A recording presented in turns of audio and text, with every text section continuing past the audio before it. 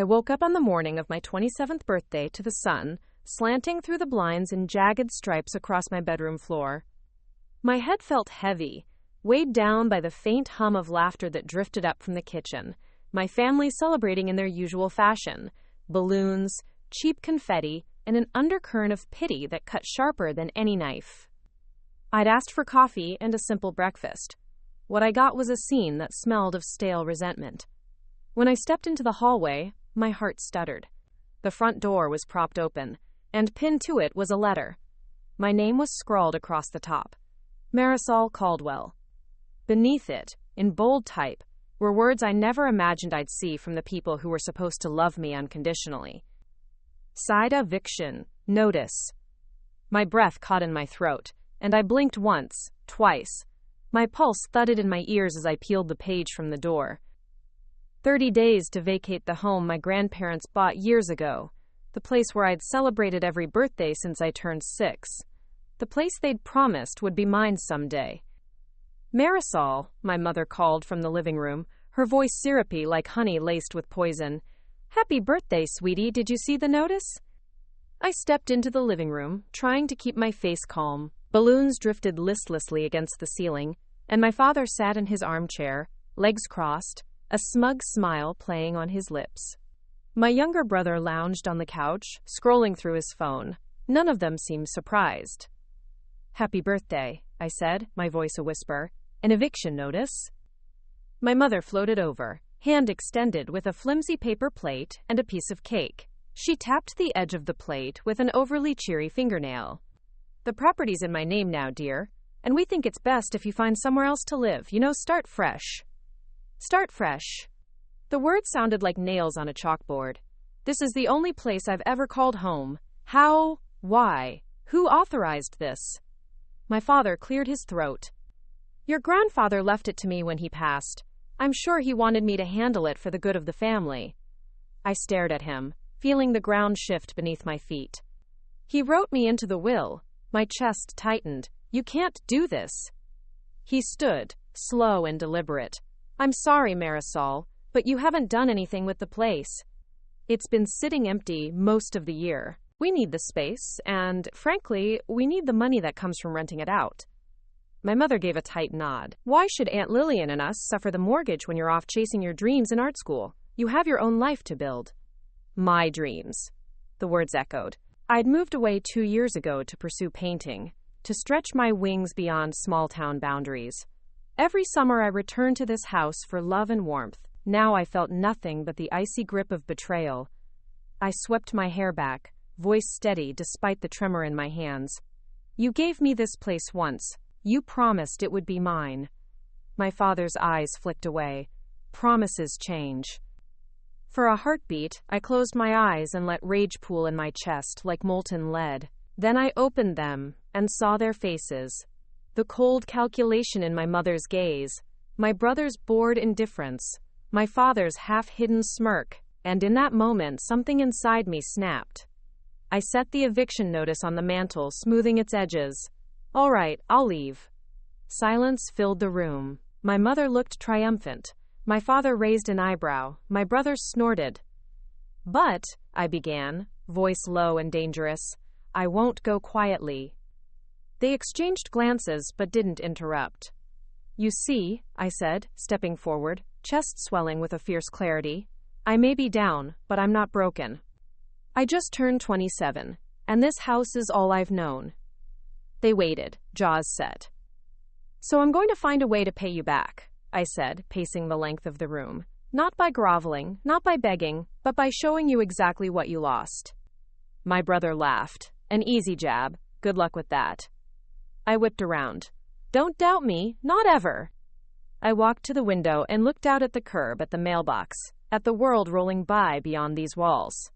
My heart pulsed with a promise I had never voiced before, to rise from the ashes of this betrayal, to make them regret ever underestimating me.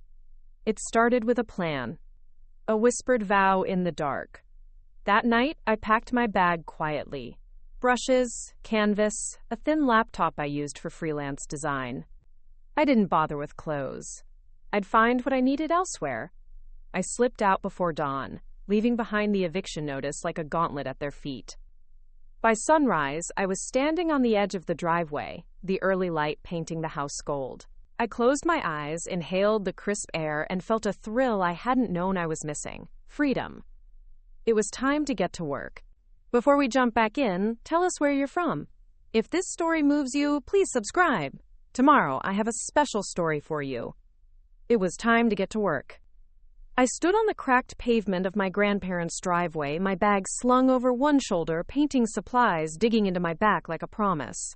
The dawn light stretched across the street, turning every dented mailbox and chipped fence gleaming gold.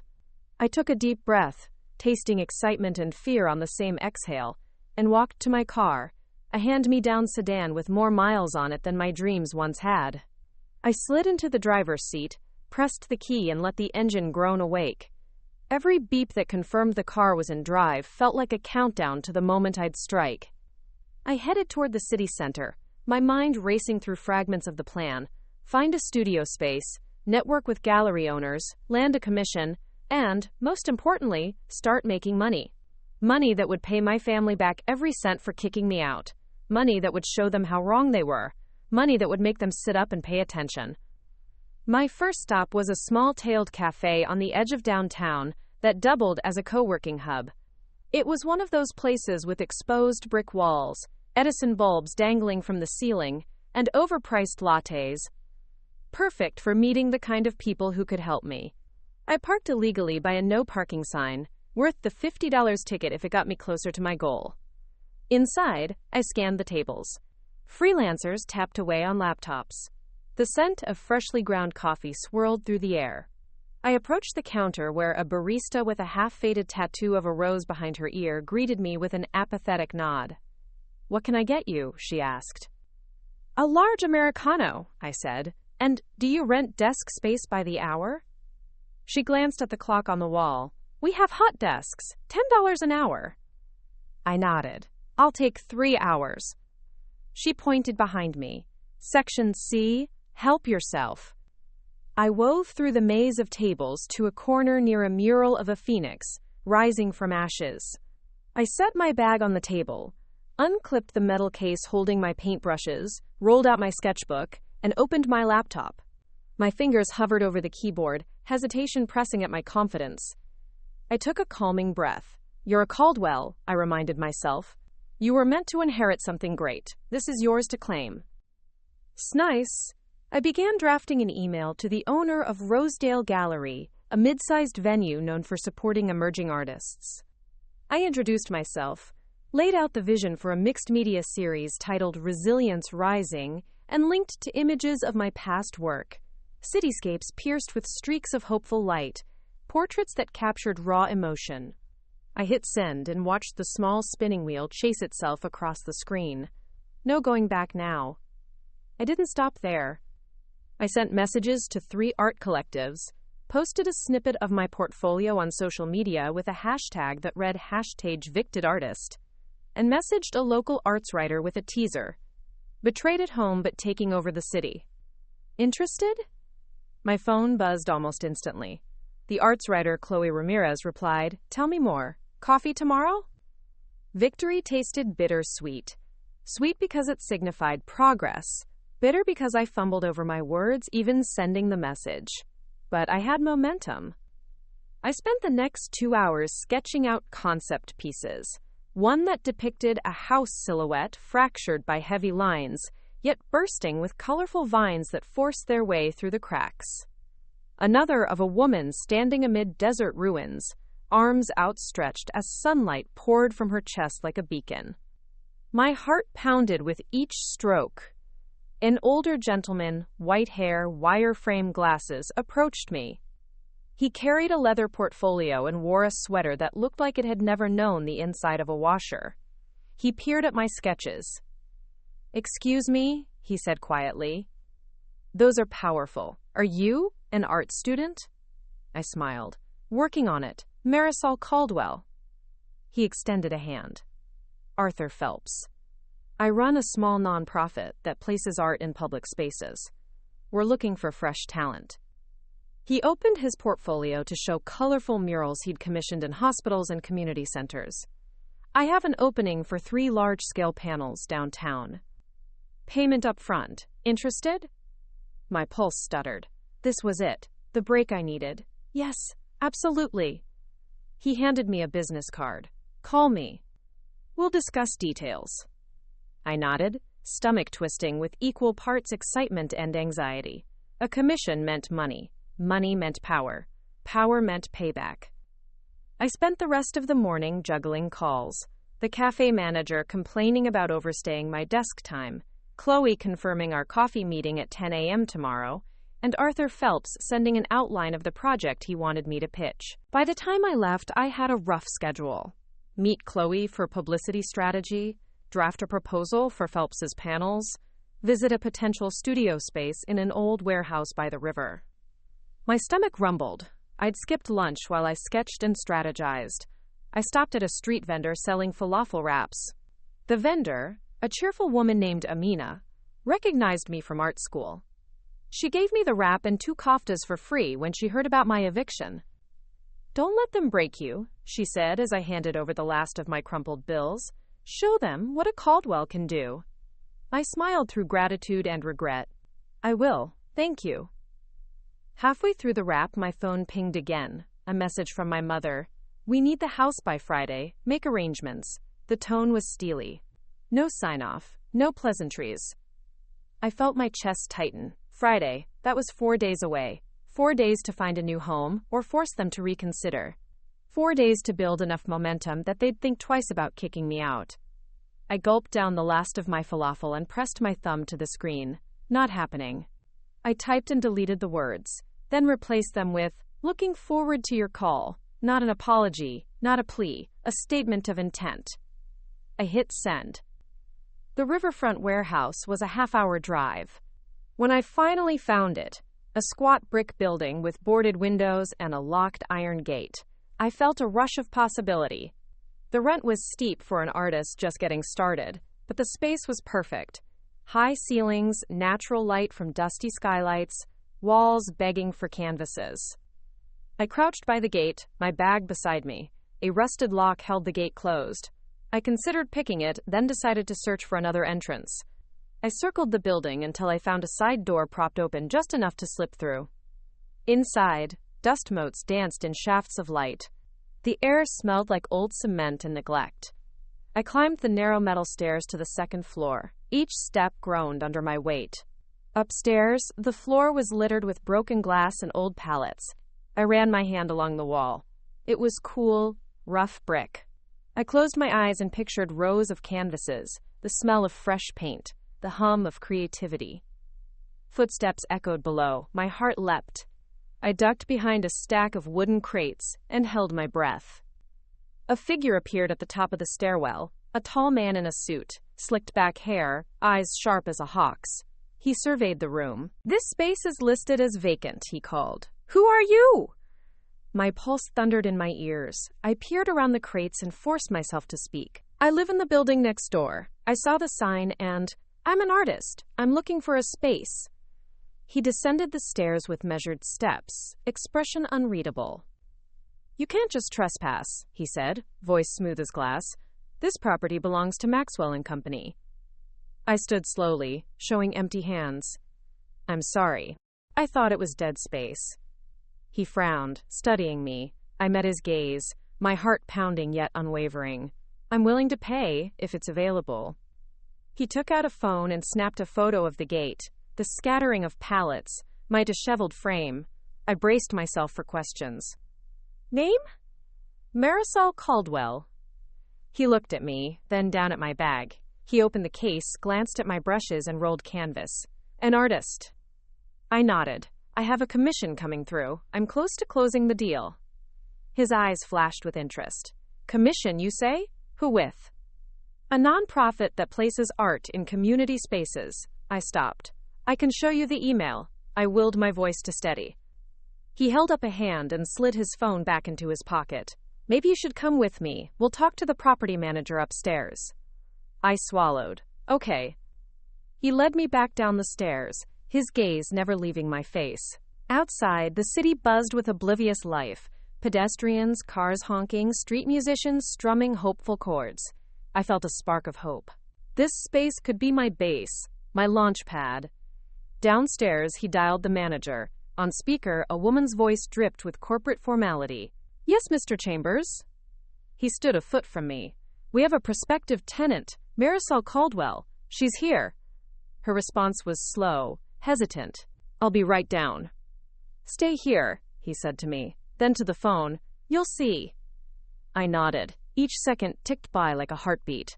The stakes had never felt higher. I was risking everything: time, money, even my safety, in pursuit of a dream and a revenge.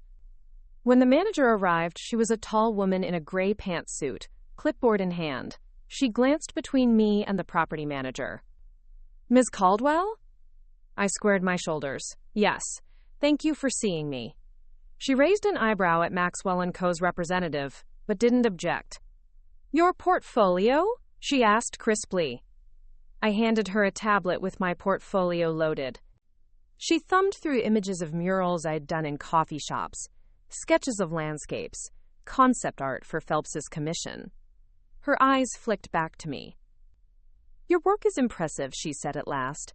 "The rent for this space would be $800 a month, with a 6-month minimum. Security deposit required." I felt a twist of disappointment. More than I had. $800 a month. 6 months. A hefty deposit, but this was my chance. "I can cover the deposit," I said. "I have a commission secured with prompt payment." She hesitated. "Then we'll draft the lease. You can move in next week." Relief and adrenaline surged through me. I flashed a grateful smile. "Thank you." She nodded and turned away, consulting her clipboard. The representative from Maxwell & Company gave me a curt nod and slipped away, phone to ear. I stood in the empty warehouse, feeling the weight lift from my chest. It was mine. For the next 6 months, it would be mine. But as I stared at the empty room, echoing, waiting, I felt the shadow of my family's eviction notice at the back of my mind. They'd pushed me out to watch me struggle, expecting me to fail. Now they'd see me thrive. I opened my phone and typed a message to Arthur Phelps. "The space is mine. Let's finalize details." He replied, "Looking forward to seeing your proposal. I'll meet you tonight at 7. My stomach twisted with anticipation. Tonight, I'd secure that commission. Tomorrow, I'd meet Chloe and shape my story in the press. And soon, I would have the money. Enough to pay rent. Enough to pay them back. I walked out into the street, back toward my car, mind buzzing with possibilities. As I drove, I noticed my mother's message had no response yet. I smiled, pressing down on the accelerator. They think they've won, I thought. They're about to find out just how badly they lost. And I couldn't wait to see the look on their faces when they did. The city lights blurred past my windshield as I navigated narrow streets toward the riverfront warehouse. The dashboard clock read 6:45 p.m.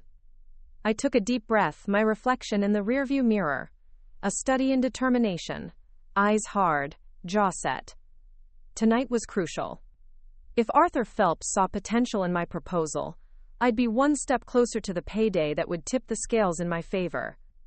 I parked under the flickering street lamp and strode across the cracked concrete toward the warehouse entrance. The building loomed like a slumbering giant, its high windows dark, its door marked with a faded plaque. Riverloft's Artists Collective. I gripped my portfolio like a shield, anticipation thrumming in my veins. Inside, the space was transformed. Long wooden tables held half-finished canvases draped in dropcloths. Portable lamps cast warm pools of light on scattered brushes and tubes of paint. A soft hum of conversation echoed across the vaulted room. I spotted Arthur at the far end, leaning over a table littered with sketches and fabric swatches, his silver hair catching the glow. He looked up as I approached, a slight smile on his lips. "Marisol," he said, extending a hand. "Glad you could make it." "Thank you for inviting me," I replied, shaking his hand firmly. "This proposal means everything."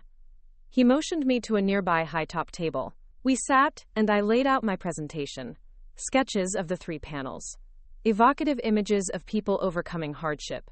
Scenes of broken homes rebuilt through unity, vibrant colors bursting from grayscale backgrounds.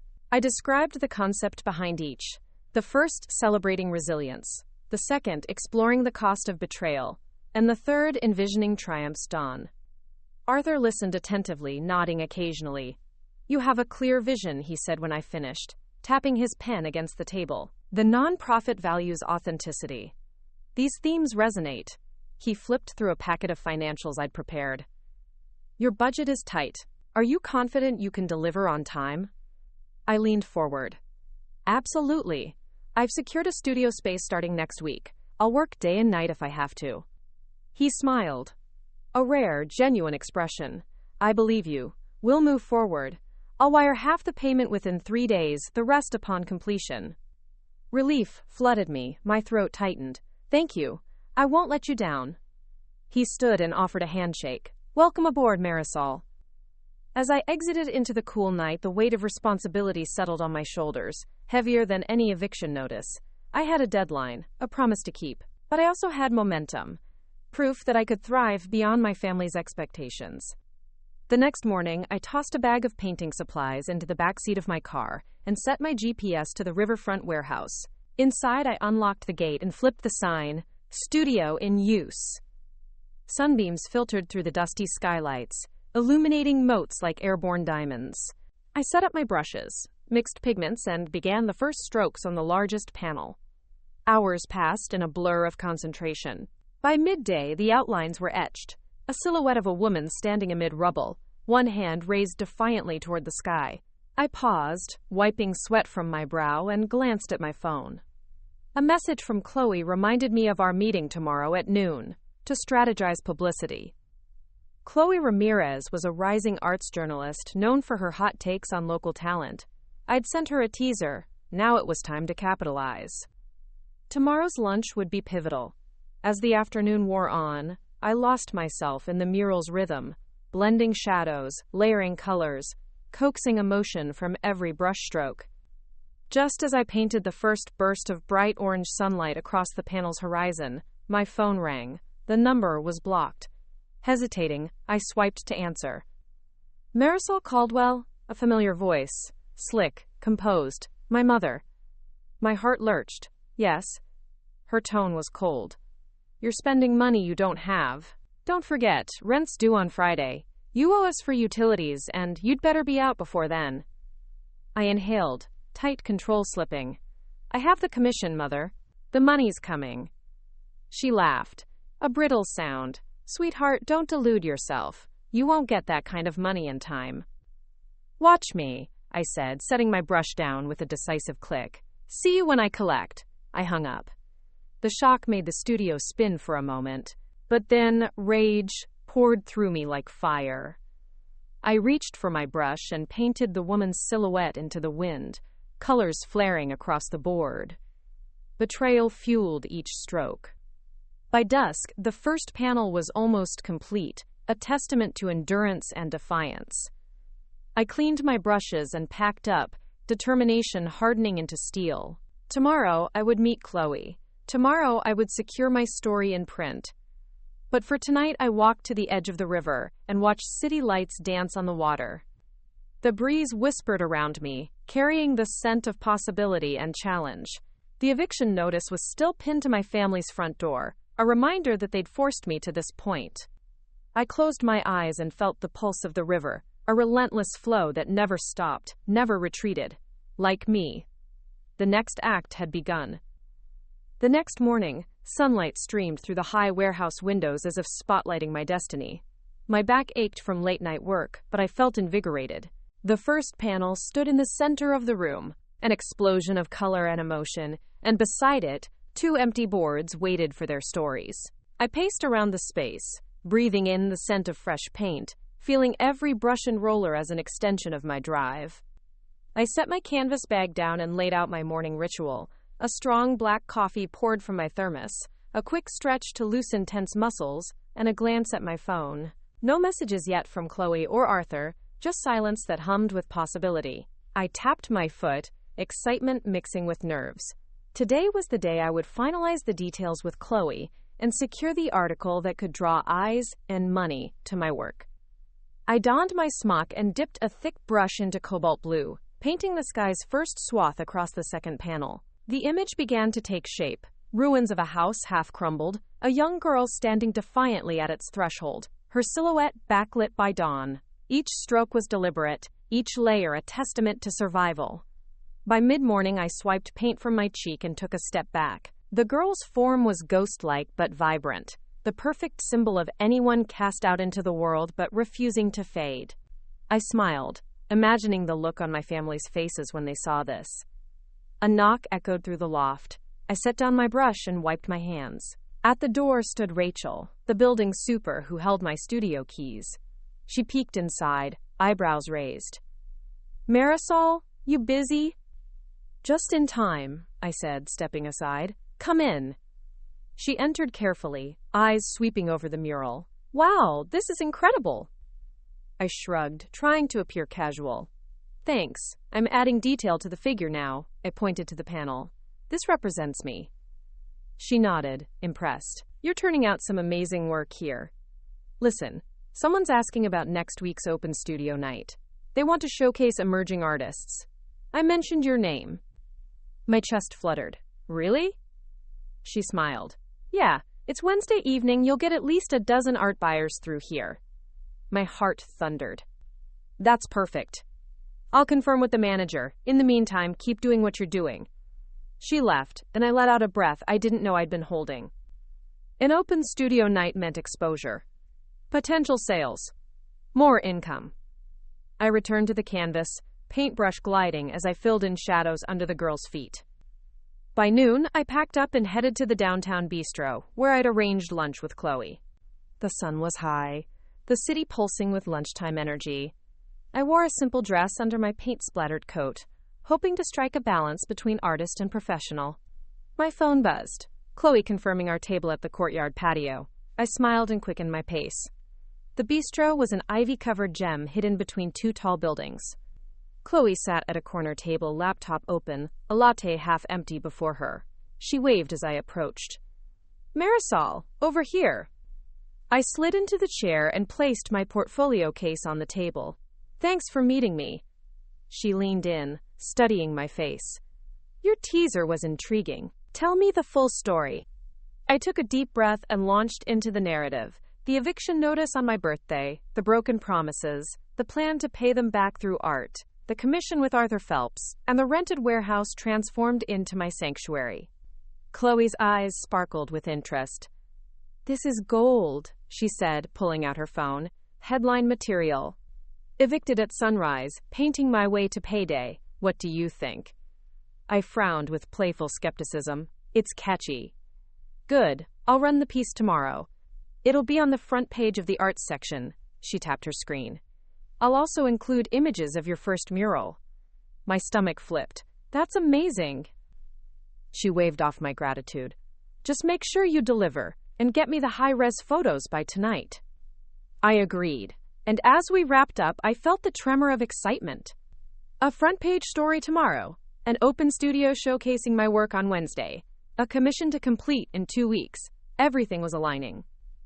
Returning to the warehouse, I set my bag down and photographed the first completed panel's details, aware that every color choice would matter when reproduced digitally. My phone beeped with notification, an incoming email. It was from Maxwell & Company, the property managers. They requested a meeting tomorrow afternoon regarding future plans. My heart sank. I'd hoped to avoid them until I was firmly established. Why now? I stared at the message. "Please stop by our office at 2 p.m. My mind raced. Was this a routine check-in, or had someone complained? My family? A rival? The uncertainty gnawed at me.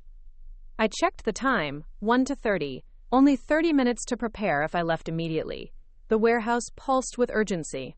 My second panel waited for color, my third panel unstarted, and now this meeting loomed. I grabbed my coat and portfolio and sprinted toward the door. Every step made the weight of the upcoming weeks feel heavier, but I tightened my grip on the portfolio, remembering the flame of resolve that had driven me out of my childhood home. I would face this meeting head-on, just like every other obstacle. no hesitation, no doubt. Yet as I unlocked the warehouse door, a slow dread settled in my chest, a whisper that maybe, just maybe, they were planning something to derail me. I stepped into the hallway, heart pounding, and the corridor lights flickered ominously, then the power cut out. Darkness swallowed me. The next morning, sunlight streamed through the high warehouse windows as if spotlighting my destiny. My back ached from late-night work, but I felt invigorated. The first panel stood in the center of the room, an explosion of color and emotion, and beside it, 2 empty boards waited for their stories. I paced around the space, breathing in the scent of fresh paint, feeling every brush and roller as an extension of my drive. I set my canvas bag down and laid out my morning ritual, a strong black coffee poured from my thermos, a quick stretch to loosen tense muscles, and a glance at my phone. No messages yet from Chloe or Arthur, just silence that hummed with possibility. I tapped my foot, excitement mixing with nerves. Today was the day I would finalize the details with Chloe and secure the article that could draw eyes and money to my work. I donned my smock and dipped a thick brush into cobalt blue, painting the sky's first swath across the second panel. The image began to take shape. Ruins of a house half crumbled, a young girl standing defiantly at its threshold, her silhouette backlit by dawn. Each stroke was deliberate, each layer a testament to survival. By mid-morning, I swiped paint from my cheek and took a step back. The girl's form was ghost-like but vibrant, the perfect symbol of anyone cast out into the world but refusing to fade. I smiled, imagining the look on my family's faces when they saw this. A knock echoed through the loft. I set down my brush and wiped my hands. At the door stood Rachel, the building's super who held my studio keys. She peeked inside, eyebrows raised. "Marisol, you busy?" "Just in time," I said, stepping aside. "Come in." She entered carefully, eyes sweeping over the mural. "Wow, this is incredible." I shrugged, trying to appear casual. "Thanks, I'm adding detail to the figure now." I pointed to the panel. "This represents me." She nodded, impressed. "You're turning out some amazing work here. Listen, someone's asking about next week's open studio night. They want to showcase emerging artists. I mentioned your name." My chest fluttered. "Really?" She smiled. "Yeah, it's Wednesday evening. You'll get at least a dozen art buyers through here." My heart thundered.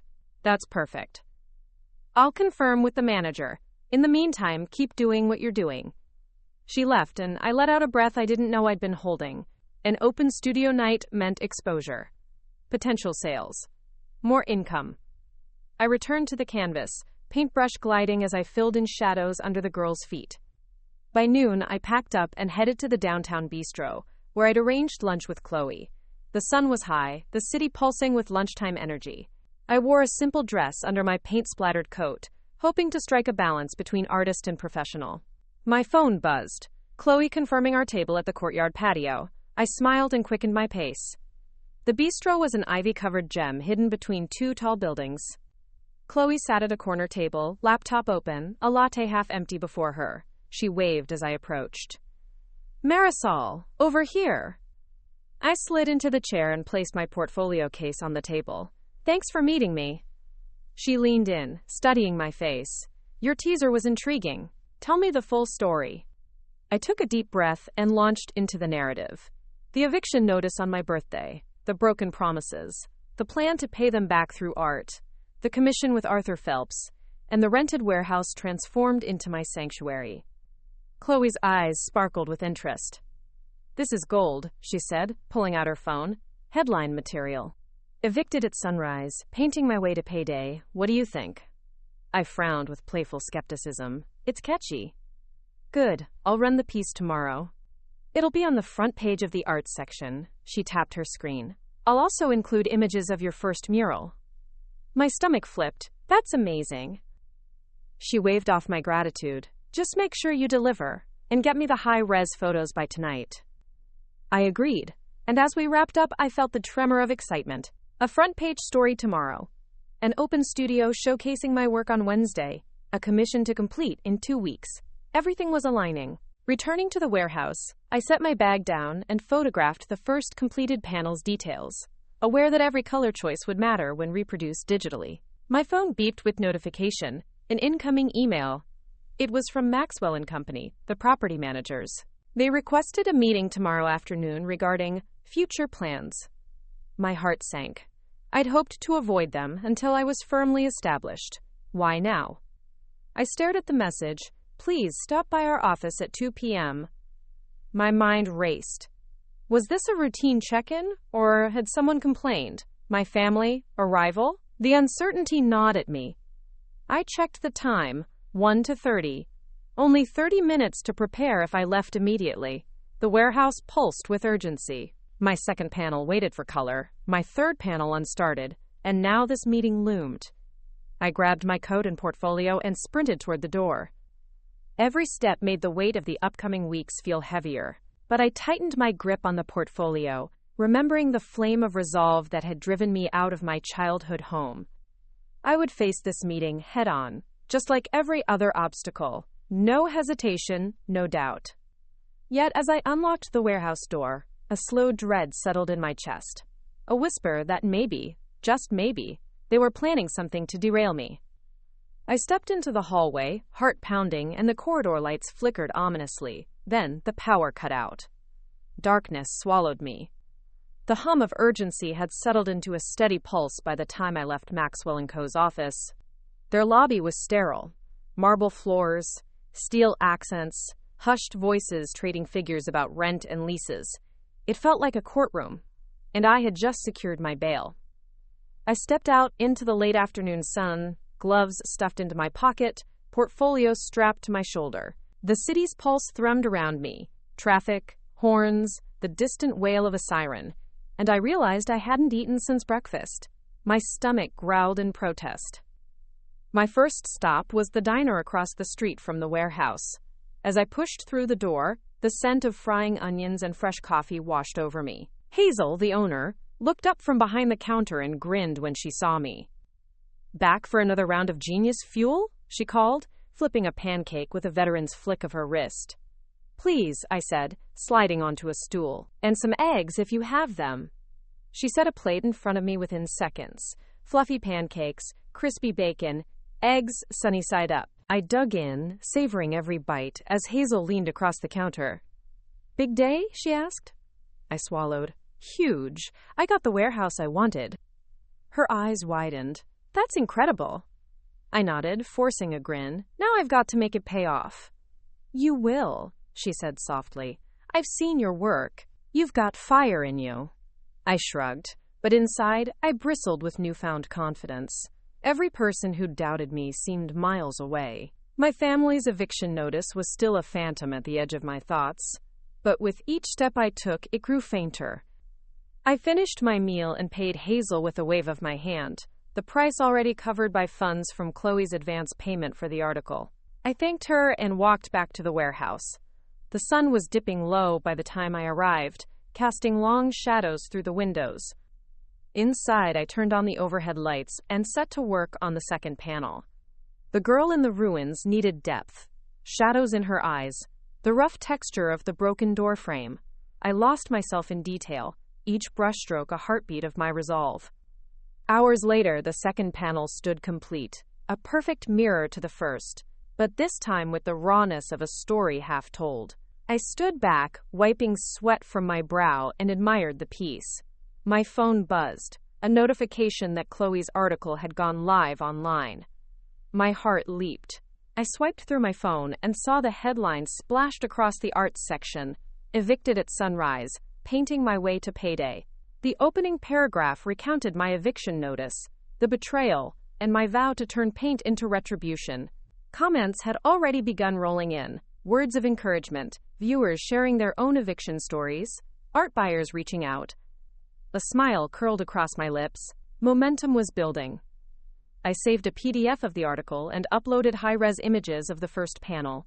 Then, with a deep breath, I posted the article link on my own social channels, tagging #evictedartist and #resiliencearising. My inbox pinged with messages, several from prospective buyers, one from a local gallery interested in hosting a pop-up show, and a surprising DM from my childhood friend, Lily. Lily had moved to London 2 years ago and rarely messaged. Her DM read, Saw the article. I'm so proud of you. If you ever need help with framing or logistics, let me know. I stared at the message, heart swelling. Friends had once been collateral damage in my family's war. Now they were allies in my renaissance. I sat back and closed my eyes, letting the hum of the warehouse settle. The third panel loomed blank before me, like a final sentence left unwritten. Tomorrow's open studio night meant I had one day to finish it, one day to make sure every brush haloed with intention. I laid out the third canvas and mixed a new batch of pigments. Crimson for the sky, amber for the light, ebony for the shadows. The concept was clear.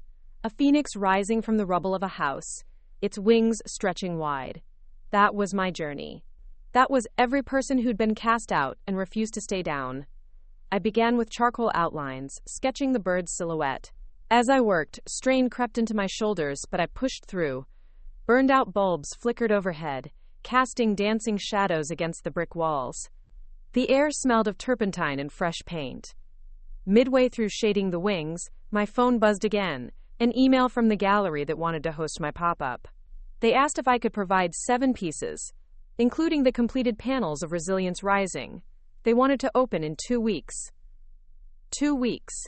My commission deadline was coming up in exactly the same period. My palms prickled with adrenaline. If I could negotiate an advance sale or deposit from the gallery, I'd ease the financial crunch. I shot back a quick reply, proposing a split payment and promising additional works. Next, I heard footsteps outside. I set down my brush and peeked around the canvas. Amina, the street vendor, stood in the doorway with a thermos of tea. "Thought you could use this," she said, offering me the warm flask. I took it gratefully. "Thank you." She walked in and looked around at the 3 panels, 2 finished, 1 in progress. Her eyes glistened as she whispered, "You're gonna win this." I hugged her, thankful for every ally I'd found outside my family's sphere. She patted my shoulder and left, slipping back into the night. I sipped the tea, its warmth seeping into my bones. My mind spun with possibilities. Pop-up gallery, open studio night, commission funds, Chloe's article traction, Lily's support. Around midnight, I finally stepped back from the third panel. The phoenix's wings glowed against a smoldering sky. It was exactly what I'd envisioned. Exhausted but elated, I cleaned my brushes and packed them away. As I flicked off the lights, I touched the corner of each panel. 3 distinct stories, united in purpose. Tomorrow, each one would tell my truth. I checked my phone one last time. A reminder for the open studio. Wednesday, 6 p.m. It was now Tuesday night. Less than 12 hours until the reveal. I collapsed onto a battered couch in the corner, heart racing. The eviction notice had been pinned to my family's door, but here, these panels stood in defiance of that moment. Half asleep, I remembered the promise to my subscribers, a special line in the middle of part 5. "This story took us a long time. If you like it, subscribe. Now, back to the story." I smiled in the darkness, then drifted off, dreams of phoenix wings and victory swirling through my mind. The open studio night arrived on Wednesday like a tidal wave, sweeping me up in a swirl of adrenaline and nerves. I unlocked the warehouse doors at 4, giving myself 2 hours to transform the industrial space into an immersive gallery. I draped spotlights above each panel, adjusted the height of the canvases, and arranged a small pedestal for my business cards and a sign-in book. The musty odor of cement and old paint mingled with the clean tang of fresh varnish. At 5:15, the first guests trickled in, a couple clutching champagne glasses, their eyes widening at the first mural, resilience bursting from a once-ruined home. A budding entrepreneur snapped photos with her phone, murmuring to her companion about investing in local talent. My heart hammered as I floated through the crowd, offering smiles and quiet thanks. I spotted Chloe arriving fashionably late, camera in hand. She gave me a thumbs up from across the room. Relief flooded me. She looked genuinely impressed as she snapped images of the panels and scribbled notes into her leather-bound notebook. A part of me longed to confess that her article had already launched, primed to bring a flood of attention. But I steadied my face, letting her discover my progress firsthand. By 6, the warehouse was buzzing. Local gallery owners mingled with art students and curious neighbors. A burly man in a tailored suit approached me, extending his hand. "Mr. Donovan, Kingston Gallery. Your work is striking, Miss Caldwell. Are these pieces for sale?" "Yes," I replied, my voice steady despite the quiver in my chest. "The 3 panels are available as a set. Additionally, I have smaller prints and commissions open." He examined the panels closely, noting the texture of each brushstroke. "I'd like to purchase the set. My gallery will host an exhibition next month. I'll arrange payment tomorrow." My breath caught. Thank you so much." He nodded, offering me his card. It was a lifeline. Throughout the evening, I floated on a cloud of triumph. Each handshake and compliment was a nail in the coffin of my family's faithlessness. The final confirmation came when I overheard 2 art critics whispering by the 3rd panel. "She's the real deal, unpolished, but raw talent. Remember the name Caldwell." As the clock struck 9, the last guest drifted away. I moved through the empty space, touching each canvas as if greeting an old friend. The warehouse was silent except for my footsteps and the distant roar of the city beyond the boarded windows. I pulled out my phone and checked my emails. New messages from the gallery that wanted a pop-up, a deposit arrived from Mr. Donovan, and a text from Lily. "Congratulations. I'll email my framer in London to prepare your prints." Even Amina had sent a blessing. "We knew you could do it." Savoring the victory, I locked up and walked into the night. The cool air wrapped around me like a cloak of possibility. As I made my way home, I felt the eviction notice fading from my thoughts, but I knew I couldn't let my guard down. I had 2 weeks to juggle the commission, the gallery show, and the incoming publicity, each a potential misstep. At home, I collapsed on my studio couch, exhaustion mingling with exhilaration. I scrolled through my phone one last time and paused on a text from my brother. "Saw the article. Didn't know you could paint. Let's talks." My chest tightened. I hadn't heard from them in days, not since they'd delivered their ultimatum. Now they were reaching out, the scent of regret in their words. Part of me wanted to answer, to explain how hard I'd worked, to invite them back. But I clenched my jaw and turned off my phone. In the hush of my warehouse, surrounded by the 3 panels of Resilience Rising, I let the moment settle. My family had given me an eviction notice on my birthday. I had turned that pain into my masterpiece, forging a gallery, commissions, and a reputation in just days. They could come knocking now, but the door would remain closed. I stood and faced the 3rd panel, the Phoenix Rising. In that moment, I felt reborn.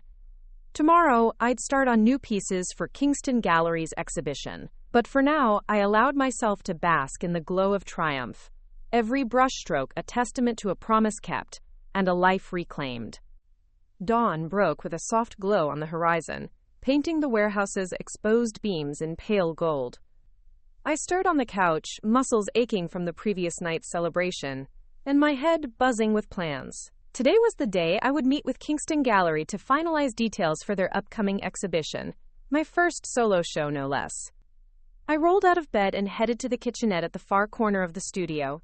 The kettle hissed and sputtered as water boiled for tea. I filled a mug and took 3 deep pulls, savoring the warmth. On the table, 3 canvases leaned against the brick wall.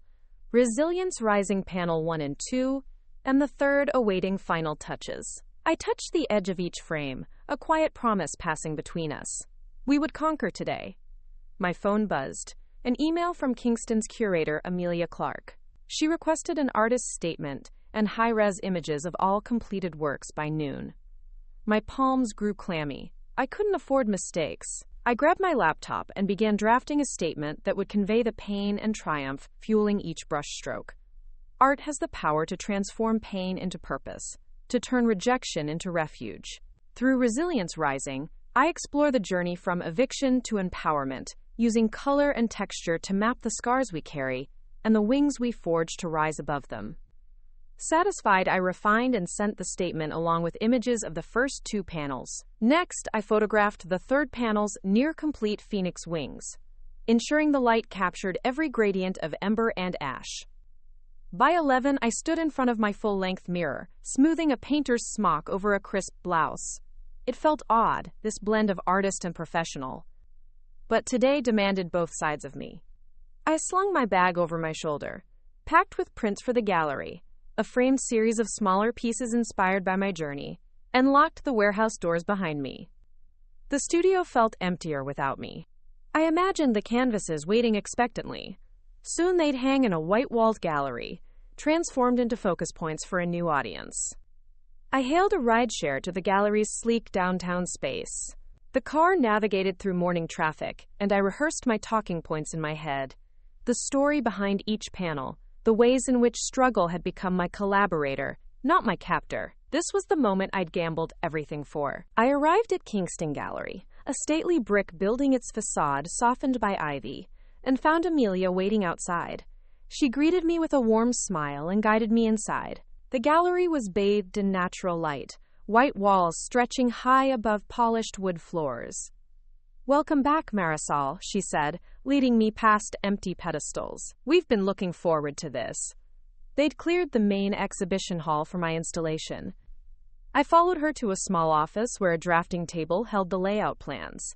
Amelia unfolded a large sheet of paper marked with 3 rectangles, the dimensions of my panels, and 14 smaller boxes for prints. "Here's the layout," she explained. "Panels center stage, prints arranged salon style on the sidewall. We'll open in 2 weeks, with a VIP preview next Tuesday. Are you comfortable with the timeline?" I nodded, heart pounding. "Absolutely. I'll deliver all works by Monday morning." She smiled. "Excellent. Oh, and we'd like you to give a short talk at the preview, about 10 minutes. Just your story, in your own words." My breath caught. Speaking in public had never been my strong suit. But this was the next step. Inevitable. "I'll prepare," I said, voice steady. She nodded, shook my hand. "We're thrilled. Kingston Gallery is proud to showcase your work." Outside, the sun shone bright, and I let out a breath I hadn't realized I was holding. As I walked back to the rideshare stand, I noticed a familiar logo on a coffee cup discarded on the curb. The cafe where I'd had my first breakthrough. I smiled, running my fingers over the embossed symbol. It felt like the entire city had become a canvas, painted by my determination. Back at the warehouse, I switched into working mode. The third panel needed final layers, smoldering embers fading into pure white light at the phoenix's center. Each stroke required precision. Each blend demanded time. I lost hours in that dance, barely noticing the afternoon sun shift past the windows. My phone buzzed. A message from Chloe. Her article had been picked up by several online journals, generating new traffic. I allowed myself a small grin. Exposure was snowballing. Rachel arrived in the early evening to drop off more gallery supplies, a stack of framing boards and mounting hardware. "You've become the talk of the building," she said as she set the boxes down. "Everyone's excited for your show." I thanked her, feeling the weight of community support strengthen my resolve. In this sanctuary, I'd found family outside my bloodline. Mentors, vendors, fellow artists. That night, under the glow of the skylights, I applied the final touches to the phoenix's wings, each feather kissed with light. As I stepped back, the 3 panels formed a cohesive story. Pain, defiance, and rebirth. Exhausted but elated, I wiped my brushes and began drafting my talk for the preview. Personal, raw, unapologetic. I typed out key points. Betrayal, eviction, the vow to turn paint into power, the journey from the driveway of my childhood home to the halls of Kingston Gallery. By midnight, I printed out the talk and pinned it to a corkboard, visions of the gallery walls sketched beside it. I stood in the stillness, the warehouse bathed in moonlight. The eviction notice once pinned to my front door felt like a relic of a past life, important only as a catalyst. The next morning, sunlight filtered through the warehouse's skylights, igniting the dust motes like sparkling embers. My muscles ached from yesterday's marathon painting session, but I pushed exhaustion aside. Today would be dedicated entirely to the Kingston Gallery works, 14 smaller pieces, prints, mini canvases, and a series of pastel sketches inspired by the 3 main panels. The VIP preview was less than 2 weeks away, and the countdown had become my relentless metronome. I brewed a pot of coffee that threatened to stain every surface with its rich aroma. then laid out the materials on folding tables beneath the third mural. I labeled each tabletop section: prints and portfolios, mini canvases, sketch series. Organizing these tiny masterpieces felt like arranging jewels in a crown. Each piece had to shine on its own, yet contribute to the cohesive theme of resilience. I started with the prints. I'd designed limited edition lithographs of the Phoenix panel, each numbered and signed. I carefully trimmed each print's border, ensuring perfect alignment, and placed them beneath glassine sleeves. The act was meditative, my hands steady and deliberate, a stark contrast to the chaos of emotions that had driven me here. While I worked, my phone buzzed relentlessly. Messages from Lily's framer in London requesting exact dimensions, Chloe's PR contacts asking for my social handles, and a reminder from Maxwell & Company confirming our meeting the next afternoon. I paused, staring at the clerk's name, Ms. Rutherford. She sounded polite but firm. I braced myself for another round of corporate machinations. By midday, the first batch of sketches was done. Charcoal studies of rubble dissolving into light, inked avatars of faceless figures rising from broken doorways. These small pieces, no more than 12 by 16 inches each, carried the same emotional weight as the large murals. As I signed the last one, Hazel from the diner walked in, carrying 2 plates of sandwiches. "You need fuel," she said, setting a turkey and cranberry sandwich in front of me. "Eat." I bit into the sandwich gratefully. "You're a lifesaver." She shrugged and glanced around. "Saw your prints. They look incredible. People will flock." I smiled through a mouthful of bread. "I hope so. I need them to." My tone was softer than usual, vulnerability slipping in. Hazel laid a hand on my arm. "You're going to nail it, Marisol. You've already done more than most people dream of." Her confidence steadied me. "Thanks, Hazel. That means a lot." She left with a wave. I polished off the sandwich and dove back into the work. Afternoon light slanted through the windows, revealing the grit on my hands and flecks of paint in my hair. By 3, every print was sleeved, every mini canvas varnished, and the sketches neatly stacked in archival folders. I exhaled deeply. This side of the project was complete. I took a moment to admire the murals, their surfaces glowing with the morning's promise. Then, donning a fitted blazer over my painting smock, I grabbed my portfolio and keys. It was time to face Maxwell & Company. Their downtown office towered above the street, its chrome facade reflecting an indifferent sky. Inside, the lobby had that familiar hush: soft music, polished floors, and the distant clack of keyboards. Ms. Rutherford's desk stood at the end, her posture perfect behind a glass partition. "Ms. Caldwell," she greeted, voice echoing slightly in the cavernous space. "Please have a seat." She slid a file across the desk, 2 pages of revised lease terms. My heart fluttered. I picked up the file. The rent had gone up $100 per month, and they wanted a personal guarantee due in 2 days. I recalled the sweat and tears poured into negotiating the original terms. "I noticed the rent increase," I said, keeping my voice level. "Could you explain the reason for this adjustment?" She offered a thin smile. "Our costs have risen. Building maintenance, insurance, these factors contribute." Quote, "I understand," I replied, "but I'm on a fixed budget. I've invested every penny of that commission up front. I can't absorb additional costs without jeopardizing my commitments to the gallery." She nodded, as if she'd expected this. "Let me confer with the board. I'll do my best to find a reasonable compromise."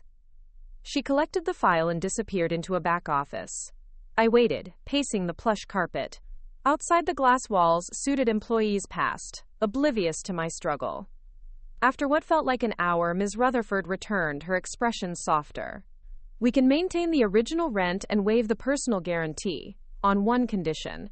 You agree to host 2 community art events in the warehouse this year, sponsored by Maxwell & Company." My relief was immediate and deep. "I think that's reasonable. I'd be happy to organize workshops or open discussions on local art." Her lips curved. "Wonderful. I'll have the revised lease ready tomorrow." I shook her hand, genuine gratitude in my eyes. "Thank you. I appreciate your flexibility." Back outside, I inhaled the crisp city air, triumphant once more. The eviction notice now felt like ancient history. My center of gravity had shifted to this creative hub. I returned to the warehouse and spent the next hour sketching outlines on 2 spare wall panels for the community events, one for a youth mural workshop, another for a panel discussion on art as activism. Then my phone buzzed, a direct message from Chloe's PR contact, confirming an interview spot on a local morning show next week. As dusk approached, I stepped outside and walked to the curb, leaning against a lamppost. The city pulsed with life, groups of friends laughing, taxis honking, streetlights shimmering. I closed my eyes, heart pounding with anticipation for everything still to come. I thought of my family, still locked in that house I'd once called home. They'd want to see me fail. Instead, they'd find me thriving in this urban oasis. I opened my eyes and began to walk back, ready to plan the community events and finalize my upcoming TV appearance. In a week, the world would see Resilience Rising on gallery walls and in living rooms. In 2 weeks, I'd stand before guests, speech in hand, and claim my truth. But for tonight, I would rest. Tomorrow, the next canvas would unfold. I awoke before dawn, the warehouse silent except for creaking rafters and my own breath echoing in the cold air. Today marked the halfway point between my eviction notice and the VIP preview at Kingston Gallery. As I rolled out of my sleeping bag and lit the heater, I ran through my checklist. Finalize the youth mural design, rehearse my talk, confirm the morning show appearance, and begin drafting invitations for the condominium community event. The stakes had never been higher. I dressed quickly in paint-splattered jeans and a crisp white shirt, tucking a stack of printed invitation cards into my coat pocket. My phone buzzed with a text from Hazel, confirming that the diner would cater snacks for the gallery preview's reception. I smiled, warming my hands by the space heater as gratitude washed over me. By first light, I was at the designated community wall outside the warehouse. The sun's rays pierced the window panes as I sketched the mural's broad outlines, children's silhouettes reaching for stars, vibrant wildflowers springing up through cracked pavement, symbols of hope rising from hardship. Word had spread among local teens, and soon 24 enthusiastic faces gathered, brushes in hand, ready to bring the mural to life. I welcomed them, gave a brief pep talk about resilience and the power of collective creativity, and stepped back as they dipped brushes into paint. Their laughter and chatter rang through the alleyway, an affirmation that art could unify and heal. I moved among the group, guiding strokes, adjusting proportions, and listening to their stories. Some had experienced eviction themselves, others simply embraced the chance to contribute. By mid-morning, the wall stood transformed, a living testament to shared strength. Next, I rushed back inside to prepare for my television segment. My talk would air live at 1 p.m. on Channel 8's Morning Arts program. I sipped coffee and reviewed my bullet points. Betrayal by family, eviction notice on my birthday, vow to transform pain into art, the birth of Resilience Rising, and the upcoming gallery preview. I timed my rehearsal to 10 minutes exactly, hitting each emotional crescendo with precision. At noon, a camera crew arrived at the warehouse. The host, Camille Reyes, greeted me warmly, setting me at ease. Under bright lights and rolling cameras, I recounted my journey, my voice steady but charged with emotion. When the segment ended, I felt a surge of accomplishment. However, my relief was fleeting. I glanced at my watch, 40 minutes to prepare for my appointment with Maxwell & Company. As board, to confirm the community event sponsorship. I grabbed my coat and portfolio and dashed out into the city traffic once more. Their boardroom was sunlit and modern, with glass walls overlooking a bustling street. Ms. Rutherford and 2 board members greeted me at the entrance. I set out the youth mural photographs and detailed the event plan, a free workshop for local teens, culminating in a community art showcase. They reviewed the proposal, asking careful questions about safety, materials, and publicity. As the minutes ticked by, I felt the old sting of self-doubt threatening to surface, but I reminded myself of the teens' smiling faces and the energy in their brushes. Ms. Rutherford leaned forward, pen poised over a contract. "We're impressed by your vision, Ms. Caldwell. Maxwell & Company will sponsor both events, covering materials and light catering. All we ask is that you provide a brief report afterward." She slid the contract across the table. I exhaled and signed. Thank you, I won't let you down. Leaving their offices, I felt the momentum building like a tide. Back at the warehouse, I found Lily's framed prints waiting 5 luscious reproductions of Resilience Rising Panel 3, each mounted in a delicate oak frame. My phone buzzed with messages from Chloe's team sharing the morning segment's online view counts, already in the tens of thousands. I sank into a dusty armchair, letting the gravity of progress settle. From an eviction notice to a community mural, a national TV appearance, and half a dozen gallery commissions, the trajectory felt surreal. And yet, the finish line, my solo show's VIP preview, loomed ever closer.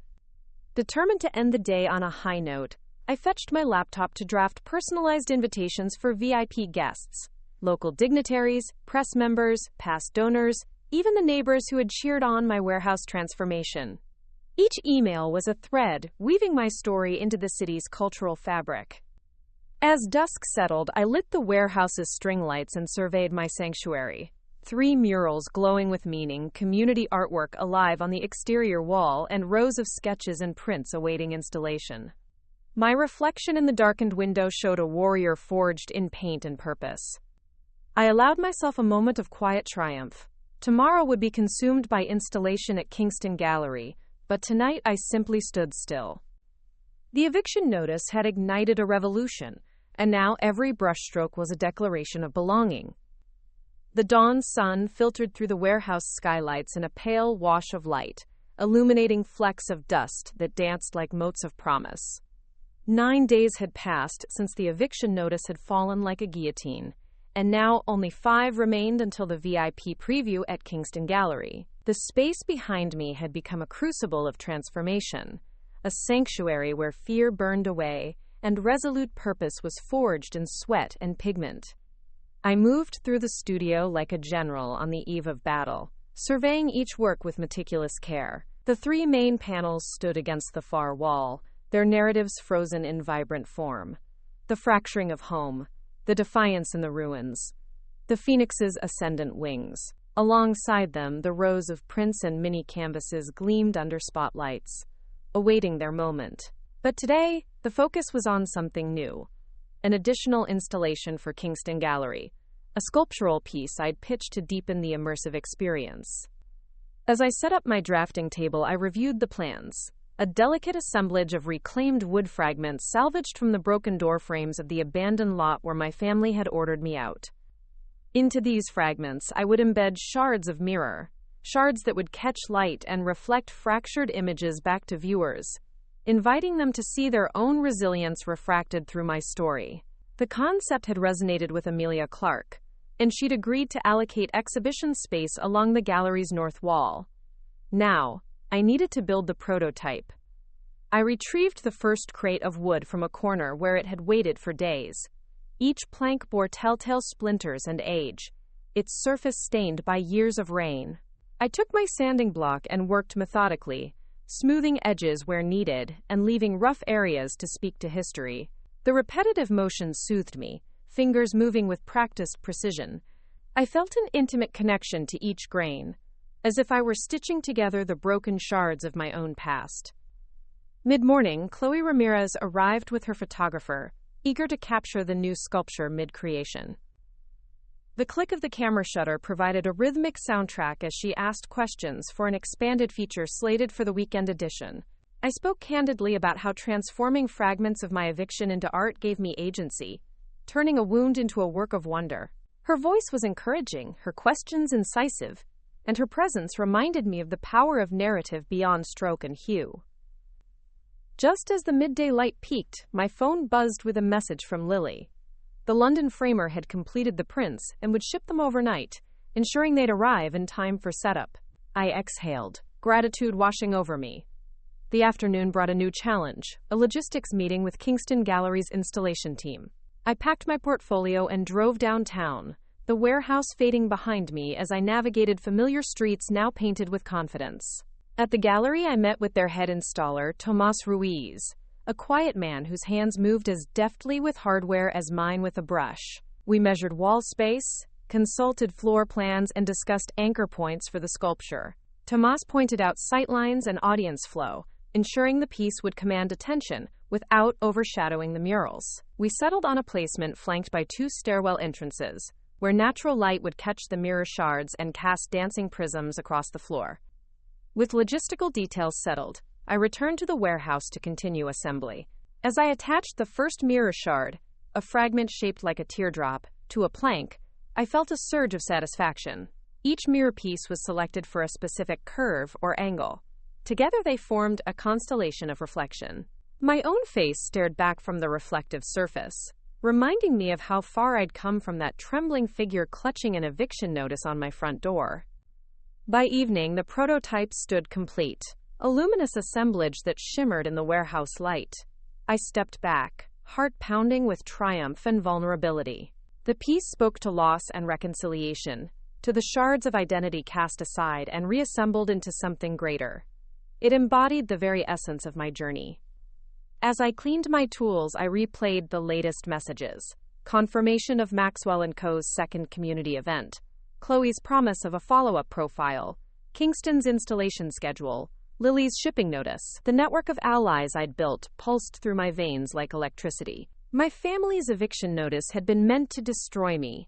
Instead, it had ignited a renaissance that spread beyond paint and canvas into the hearts of tens of thousands who'd read, watched, or walked through my world. Night descended, and I rose to my feet, stretching tight muscles. I taped a small handwritten note to the sculpture's base. For anyone who's ever been broken, this is how we shine. It felt like a benediction. Tomorrow, I'd begin creating this piece for transit, finalizing packing for the murals and prints, and reviewing my 10-minute talk, honing each word until it pierced the quiet of the gallery hall like a clarion call. With each milestone, the eviction notice faded further into myth, a necessary spark that had set alight my true worth. For now, as I flipped off the warehouse lights and stepped into a cool night, I paused at the doorframe. Behind me lay the artifacts of eviction and rebirth. Ahead lay the exhibition that would cement my voice in the art world. I inhaled deeply, savoring the moment's stillness. The morning of the gallery installation dawned crisp and clear, as if the world itself acknowledged the significance of the day. I stood at the threshold of the warehouse, inhaling the scent of sawdust, linseed oil, and possibility. Today, I would transform this raw collection of paint and aspiration into a touring exhibition, a story ripe for revelation. I arrived at Kingston Gallery before sunrise, the loading dock yawning empty beside me. The crates, 3 large for the panels, 1 hefty for the mirror sculpture, and a dozen smaller for prints and mini canvases, were lined up like soldiers awaiting orders. I checked my watch, 5:45 a.m. With the gallery doors opening at 10, I had just 4 hours to orchestrate the installation.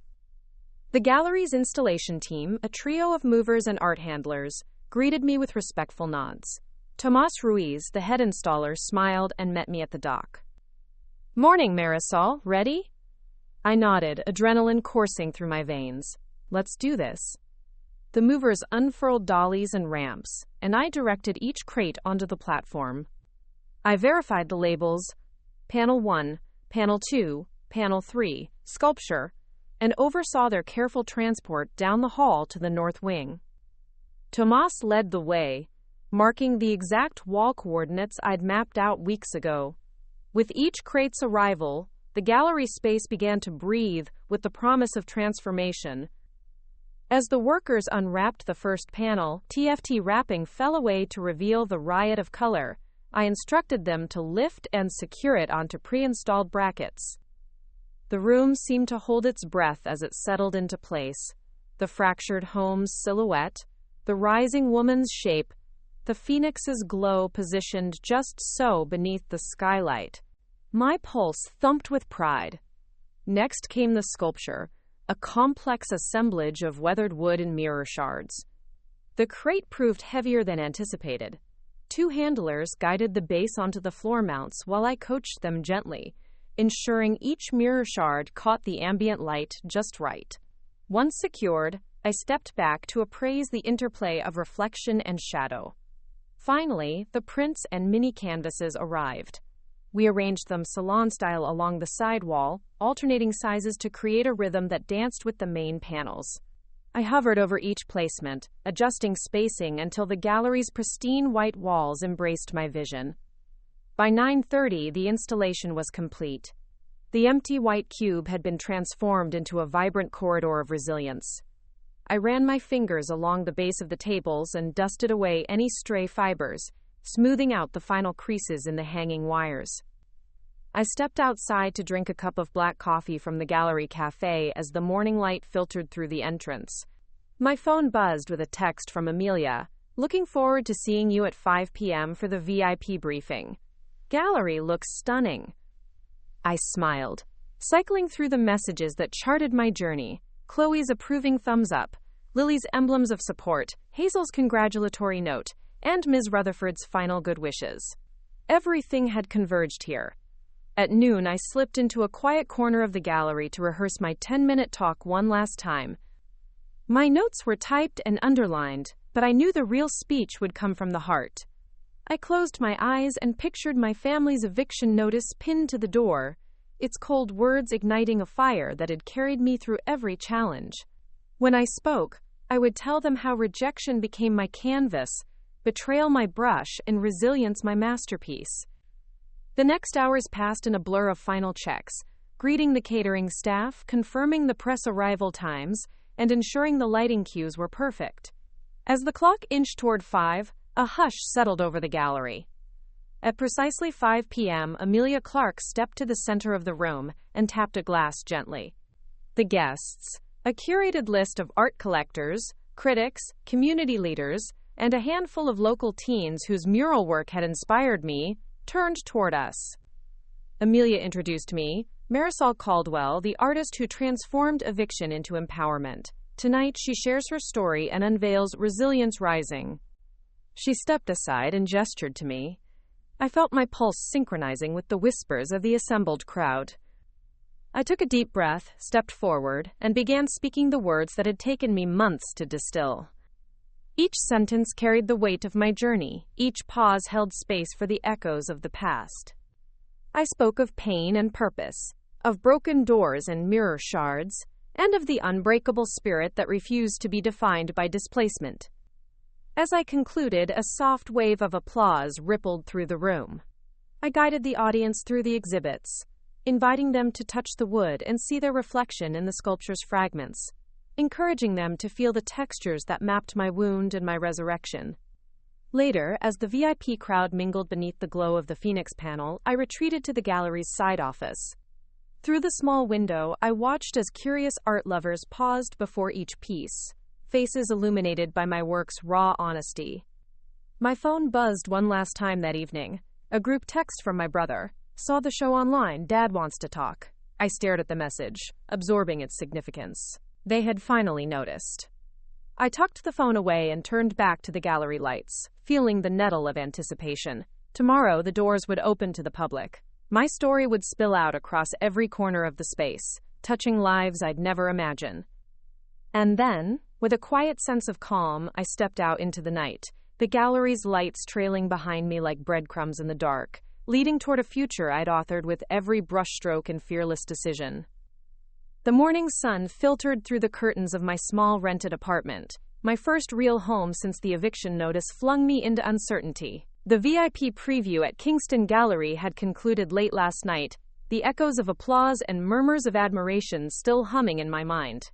But today marked the opening to the public, and I refused to squander a single moment. I dressed quickly in a tailored blazer, one of the only professional articles of clothing I owned, paired with paint-splattered jeans, a deliberate blend of art and authority. I climbed into my car, the engine purring in anticipation. As I drove past the streets that had borne witness to my transformation, cafes where I pitched the gallery, the riverfront warehouse that became my crucible, I felt every landmark pulse with memories of triumph. Arriving at Kingston Gallery a full hour before doors opened, I found the staff adjusting lighting angles, placing fresh name cards at the reception desk, and arranging floral bouquets at the entrance, gestures of respect for the exhibit's power. Amelia Clark emerged from her office and greeted me with a warm hug. "Good morning," The line already wraps around the block, she said, her eyes shining with pride. You expected a handful of visitors, but they've been calling this, quote, the must-see show of the season. I swallowed, heart pounding. That's incredible. She patted my shoulder. The press section is live streaming in 5 minutes. Take your time. Be ready to greet guests. I nodded, stepping inside the gallery's vast hall. The 3 main panels stood at its center as a triumvirate of emotion. The fractured home bathed in dim light, the resolute figure bathed in dawn, and the phoenix blazing beneath a skylight. Alongside them, the sculpture glimmered with mirror shards, and rows of prints beckoned from the side wall. For the first time, the space felt like a living organism, breathing and pulsing with the energy of my story. A hush fell as the velvet ropes were drawn back. Guests streamed in, art enthusiasts, families, curious passers-by who'd heard the buzz.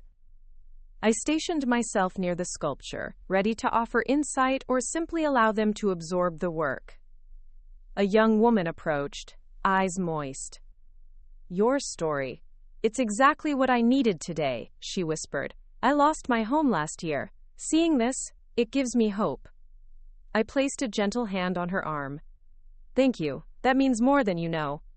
Her face lit with gratitude. She moved on, but her words reverberated in my chest. By midday, the gallery was alive with conversation. Children tugged their parents toward the community mural photographs, while critics scribbled in notepads and bloggers snapped images for their feeds. The screens outside flashed clips from the morning show, my face on a loop, my voice trailing, resilience redefined. Just as I allowed myself a sip of water, a commotion at the entrance drew my attention. A sharply dressed couple, my mother and father, flanked by my brother, entered hesitantly. Their eyes roamed the gallery, pausing on each panel as if seeing for the first time the consequences of their choices. My breath caught. I tensed, uncertain whether to approach or hide. My brother's gaze locked with mine, and for a fraction of a second I saw something unfamiliar in his eyes. Regret.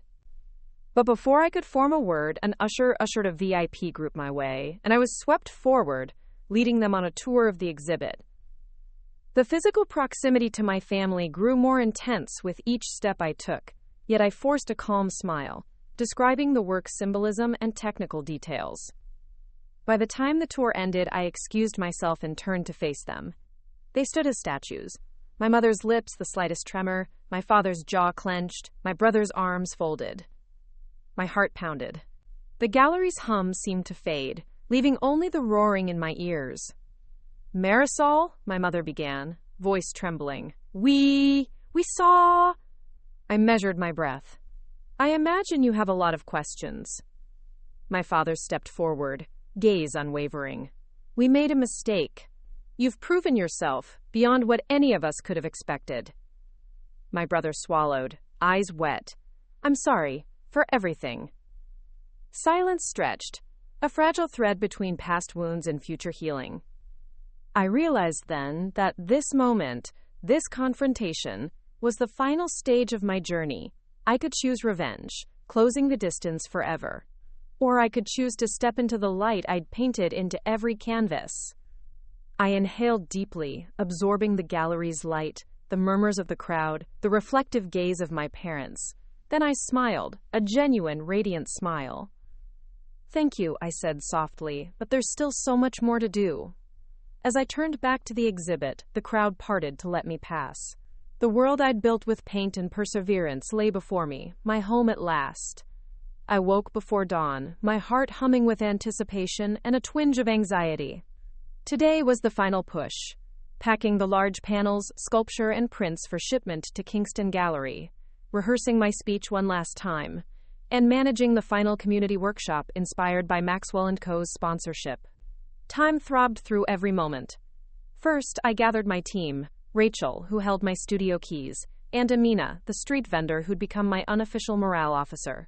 We navigated the narrow aisles of the warehouse, wrapping the 3 main panels in protective foam and sealing them in custom crates. Each board felt heavier than the last, bearing not just paint, but my blood, sweat, and tears. The mirror sculpture was next. Its glass shards gleamed in the early light as I carefully packed it, cradling each reflective fragment in bubble wrap. I paused, pressing my palm to the wooden surface, as if to imprint a final blessing before it embarked on its journey.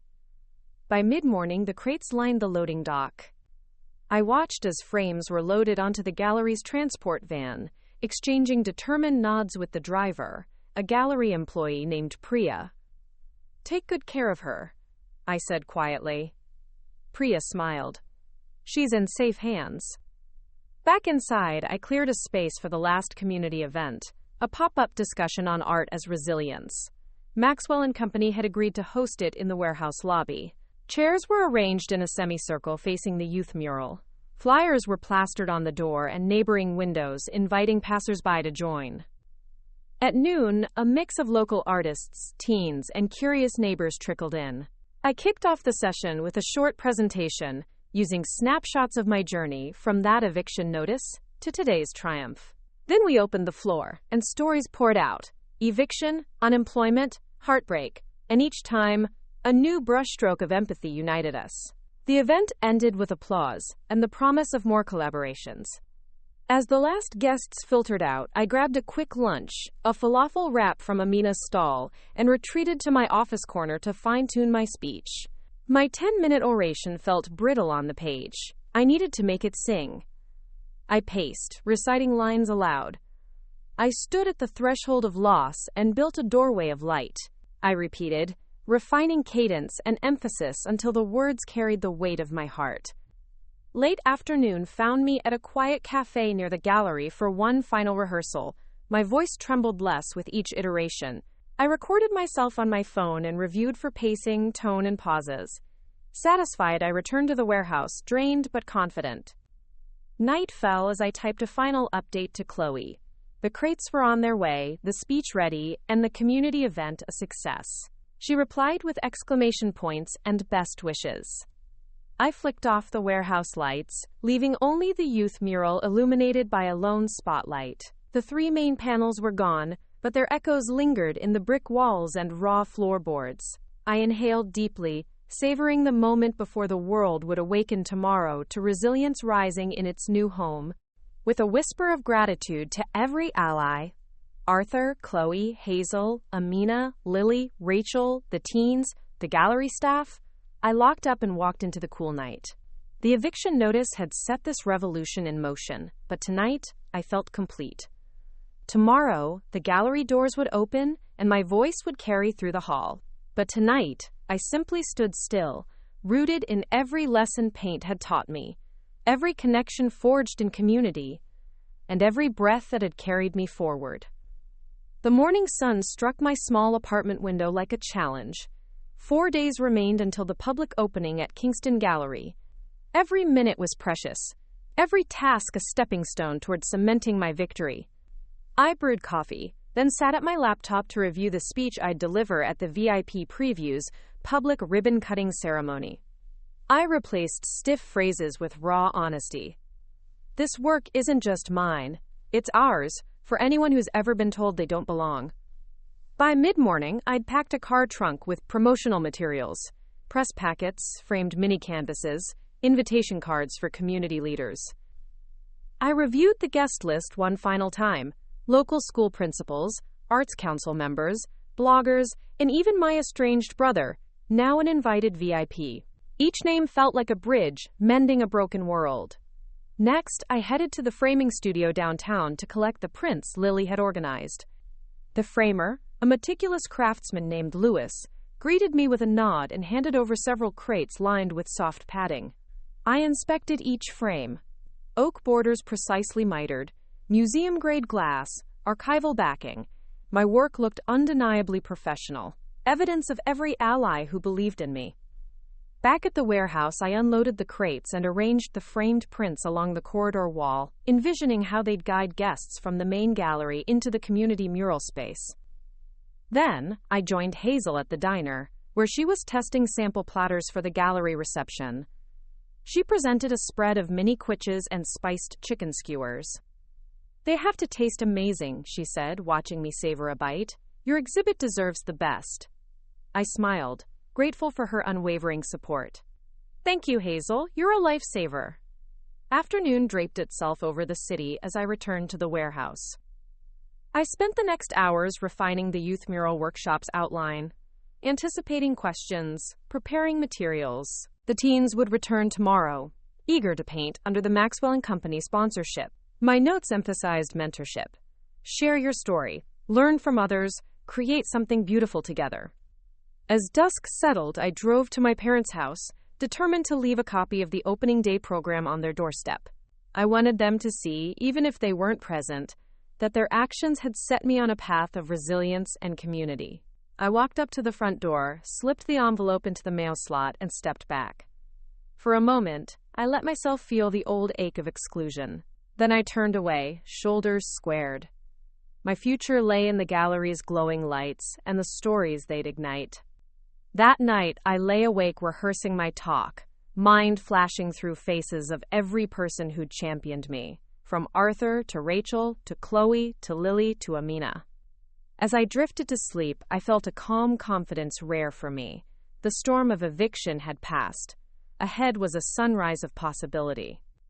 Dawn broke with a reluctant glow, casting soft light across the city skyline that pressed against the horizon.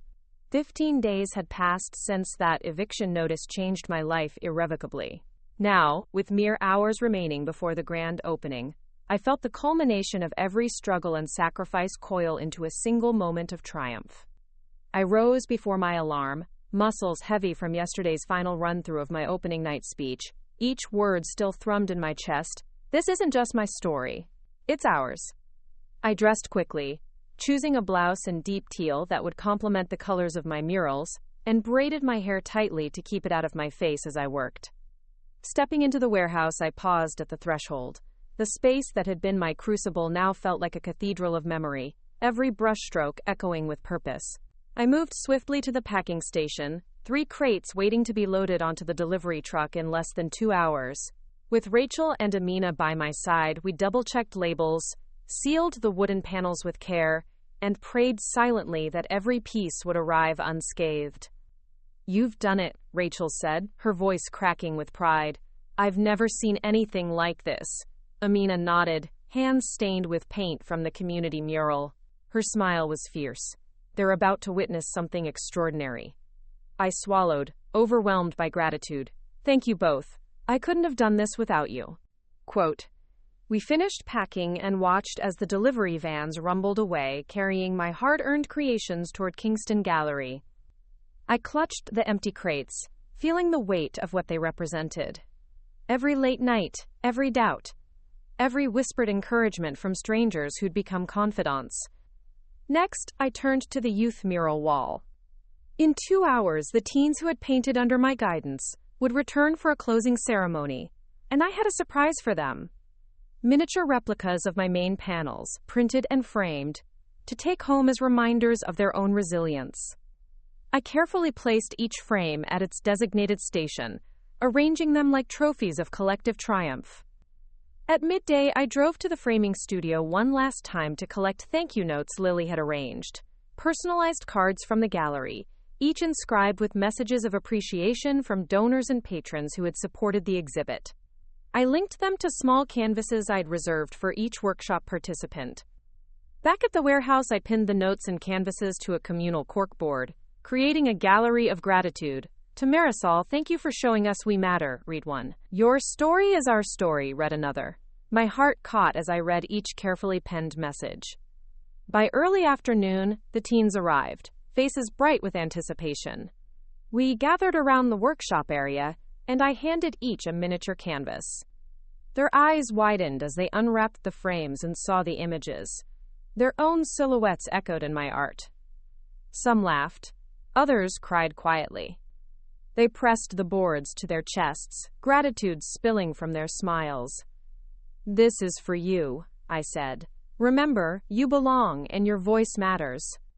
They hugged me in a whirlwind of paint-splattered arms and teary eyes, and I felt a surge of triumph more powerful than any gallery opening could deliver. As I waved goodbye to the last of the group, I glanced at the clock. 4:30 p.m., 30 minutes until the VIP ribbon cutting. My stomach tightened as I gathered my notes and headed to the exit. Driving to Kingston Gallery, I rehearsed my speech in hushed tones, fine-tuning inflection and pacing. Each repetition bolstered my confidence, transforming nerves into steady resolve. When I arrived, I was greeted by the gallery staff, who ushered me past the velvet ropes to the front of the hall. A hush fell as the VIP guests took their places. Among them were dignitaries who had once dismissed me, the local councilman who'd questioned the value of community art, the real estate developer who'd scoffed at my ambition, and unexpectedly, my family, my mother, father, and brother, standing at the rear with solemn expressions. Amelia Clark stepped forward, golden scissors poised at the ribbon. She smiled at me, and I returned the gesture, heart pounding. On behalf of Kingston Gallery, it is my honor to open Resilience Rising. She cut the ribbon, and the crowd surged forward into the hall. I inhaled deeply, flipping through my notes one last time. When the noise subsided, I climbed onto the small dais and approached the microphone. Thank you all for being here, I began, voice clear and resonant. This exhibit began not with triumph, but with eviction. An eviction notice on my birthday delivered by the people I loved most. It was meant to break me, but instead, it gave me a choice, to fall or to rise. I paused, eyes surveying the crowd. I chose to rise. I recounted the journey, the stolen home, the cracked pavement of the driveway, the warehouse that became my sanctuary, the community mural that became our voice, and the hands that helped me every step of the way. Resilience isn't a solo act, I told them. It's the chorus of every person who stands beside you when you're at your lowest. This is for them. And for every one of you who has ever felt cast out. This is proof that you belong.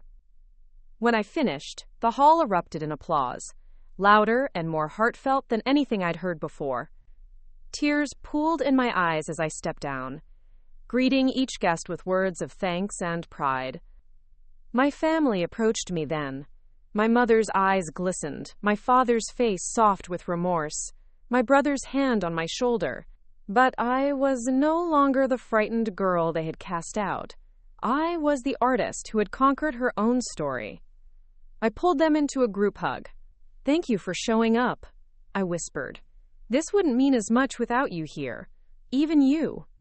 They held me tight, and I felt the final fracture seal. A family reconciliation born from transformation.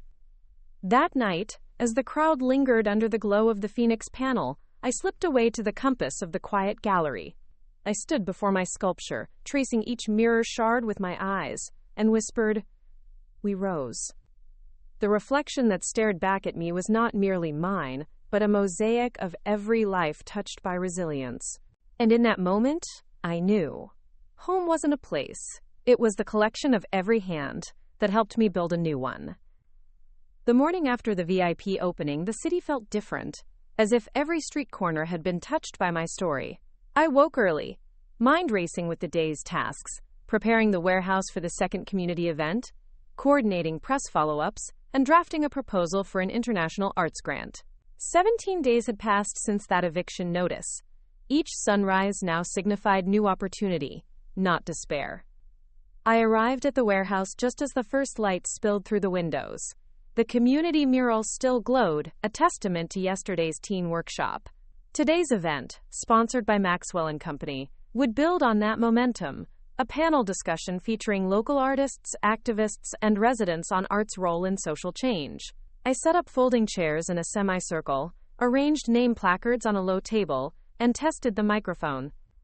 Guests began arriving. Rusty, the graffiti artist who'd mentored me in college, Dr. Patel, the community organizer who'd advocated for affordable housing, and Simone, a deaf muralist whose work used sign language imagery.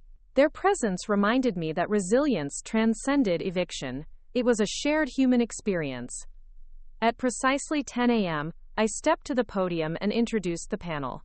Over the next 2 hours, the conversation wove stories of displacement, community advocacy, and creative resistance. When it ended, the audience lingered, energized by plans for future collaborations. As I packed up the mic, Rusty clasped my shoulder. "You've built more than an exhibit," he said. "You've built a movement." I smiled, humbled. We're just getting started. By noon, I raced downtown to meet with the gallery's PR team. Chloe was already there, surrounded by laptops and press kits. Together, we reviewed coverage over the past week. Local news segments, blogs, and social media promotions. The piece had gone viral amongst art circles, and inquiries poured in from galleries in New York and Berlin. Chloe looked up. They want to feature you in their spring issue, an international spotlight. Are you interested? My pulse quickened. Absolutely, let's make it happen. We spent the afternoon crafting the pitch, photos, quotes, and a summary of Resilience Rising's impact. Chloe hailed it a standout narrative, blending personal triumph with community transformation. By evening, I returned to the warehouse, where Amina greeted me with her signature falafel wrap. You're a legend now, she teased, handing over the fragrant parcel. I laughed. Hardly, but I'm grateful. She shrugged. Enjoy it, you earned it. As I ate, my phone chimed, a message from the Arts Grant Committee. They requested a virtual interview tomorrow to discuss funding a traveling version of Resilience Rising. Tomorrow. Another chance to expand beyond my city's borders. My chest swelled. The eviction notice had been meant to erase me. Instead, it had written me into the world's story. And now, with each panel discussion, media feature, and grant prospect, I was proof that resilience could resonate across any divide. I finished my sandwich, wiped my hands, and looked around the warehouse, my sanctuary, my stage. A new dawn was approaching, and I was ready to paint its promise. I woke before light, heart hammering with a mix of exhaustion and exhilaration. Tomorrow, the public opening would transform Resilience Rising from a whispered promise into a living reality. Today, however, belonged to tomorrow's final rehearsal and an unexpected opportunity, a call with the International Grant Committee at noon. My first task was the warehouse's final prep for the public opening's community showcase. I brewed a pot of strong coffee, then reviewed the layout. The youth mural photographs on the east wall, framed mini canvases at the entrance, and an information table with brochures and sign-up sheets for upcoming workshops. Every detail mattered. Each touchpoint reinforced the exhibit's theme that art could drive connection. At 8 a.m., Rick, the warehouse's handyman, arrived to install extra floodlights outside so passers-by would spot the mural and be drawn in. He worked methodically as I directed beam angles from the doorway. When he finished, the alley glowed with soft luminescence. That should do it, he said, wiping sweat from his brow. People won't miss this tonight. I thanked him and turned to the gallery desk. I refreshed the brochure stock, one for every expected visitor, and printed additional name tags in bold colors. Each tag bore the simple phrase, I rise. Guests would choose their own tag upon entry, a small act of affirmation. As mid-morning approached, I gathered my laptop and steeled myself for the grant interview. I settled into the office corner, reviewing my pitch notes, an overview of Resilience Rising's impact, metrics from gallery attendance, press coverage numbers, and a vision for a traveling exhibition spanning 3 continents. My fingers hovered over the mouse, heart pounding. At noon sharp, the video call connected. Across the screen appeared the committee's panel, 3 Art Foundation representatives, each poised and inquisitive. I introduced myself, my voice steady but charged. They asked about logistics, shipping costs, insurance, and local partnerships in each prospective city. I detailed my network, galleries in London, Berlin, and Tokyo, that had expressed interest through Chloe's international feature. I presented budget estimates for crating, freight, and customs, and outlined a phased rollout. Debut in London during spring, Berlin in summer, Tokyo in early winter. One committee member, Dr. Nakamura, leaned forward. Your proposal is thorough and inspiring. However, what safeguards will you implement to ensure community engagement in each locale? I answered confidently, I will partner with local arts nonprofits to co-host community workshops akin to our youth mural, adapting themes to each culture's context. For example, in Tokyo, I've arranged to collaborate with an urban art collective to explore themes of renewal after loss, resonating with local histories. They nodded and exchanged notes. After 10 minutes, they concluded, your project aligns with our mission. We'd like to award you a grant of $75,000 to support the traveling exhibition. Congratulations, Miss Caldwell. Relief and joy washed over me. I thanked them profusely and hung up, heart pounding so fiercely I feared it might burst. I sank into a chair, tears of pride whispering down my cheeks. Barely a moment later, my phone buzzed with a text from Chloe. Breaking news. International grant confirmed. We'll spin this in tomorrow's newsletter. Are you free for a call? I replied. Absolutely. Then I stood, shaking with excitement, and grabbed my coat. The afternoon passed in a blur of final tasks. I finalized name tag signage, tested the microphones, and reviewed the workshop materials. Each new development felt like a baton in a relay race. Another runner passing the torch, propelling Resilience Rising farther than I'd ever imagined. As dusk fell, I walked to the gallery to install the final plaque outside the main entrance. It read, Resilience Rising, a celebration of art, community, and the power to overcome. Under the plaque, I attached a small QR code linking to the exhibit's website and workshop signups. The street outside buzzed with anticipation. Neighbors peeked in. A small crowd gathered around the youth mural in the alley. I spotted the local news van rolling in and waved to the reporter, who flashed a camera. Night fell fully, and the floodlights cast the mural in a triumphant glow. I stood back, breathing deeply, absorbing the hum of the city that had become both canvas and audience. Tomorrow, the world would step across the threshold. Tonight, I claimed this moment. My eviction notice transformed into an international movement. I woke before light, heart hammering with a mix of exhaustion and exhilaration. Tomorrow, the public opening would transform Resilience Rising from a whispered promise into a living reality. Today, however, belonged to tomorrow's final rehearsal and an unexpected opportunity, a call with the International Grant Committee at noon. My first task was the warehouse's final prep for the public opening's community showcase. I brewed a pot of strong coffee, then reviewed the layout. The youth mural photographs on the east wall, framed mini canvases at the entrance, and an information table with brochures and sign-up sheets for upcoming workshops. Every detail mattered. Each touchpoint reinforced the exhibit's theme that art could drive connection. At 8 a.m., Rick, the warehouse's handyman, arrived to install extra floodlights outside so passers-by would spot the mural and be drawn in. He worked methodically as I directed beam angles from the doorway. When he finished, the alley glowed with soft luminescence. That should do it, he said, wiping sweat from his brow. People won't miss this tonight. I thanked him and turned to the gallery desk. I refreshed the brochure stock, one for every expected visitor, and printed additional name tags in bold colors. Each tag bore the simple phrase, I rise. Guests would choose their own tag upon entry, a small act of affirmation. As mid-morning approached, I gathered my laptop and steeled myself for the grant interview. I settled into the office corner, reviewing my pitch notes, an overview of Resilience Rising's impact, metrics from gallery attendance, press coverage numbers, and a vision for a traveling exhibition spanning 3 continents. My fingers hovered over the mouse, heart pounding. At noon sharp, the video call connected. Across the screen appeared the committee's panel. 3 Art Foundation representatives, each poised and inquisitive.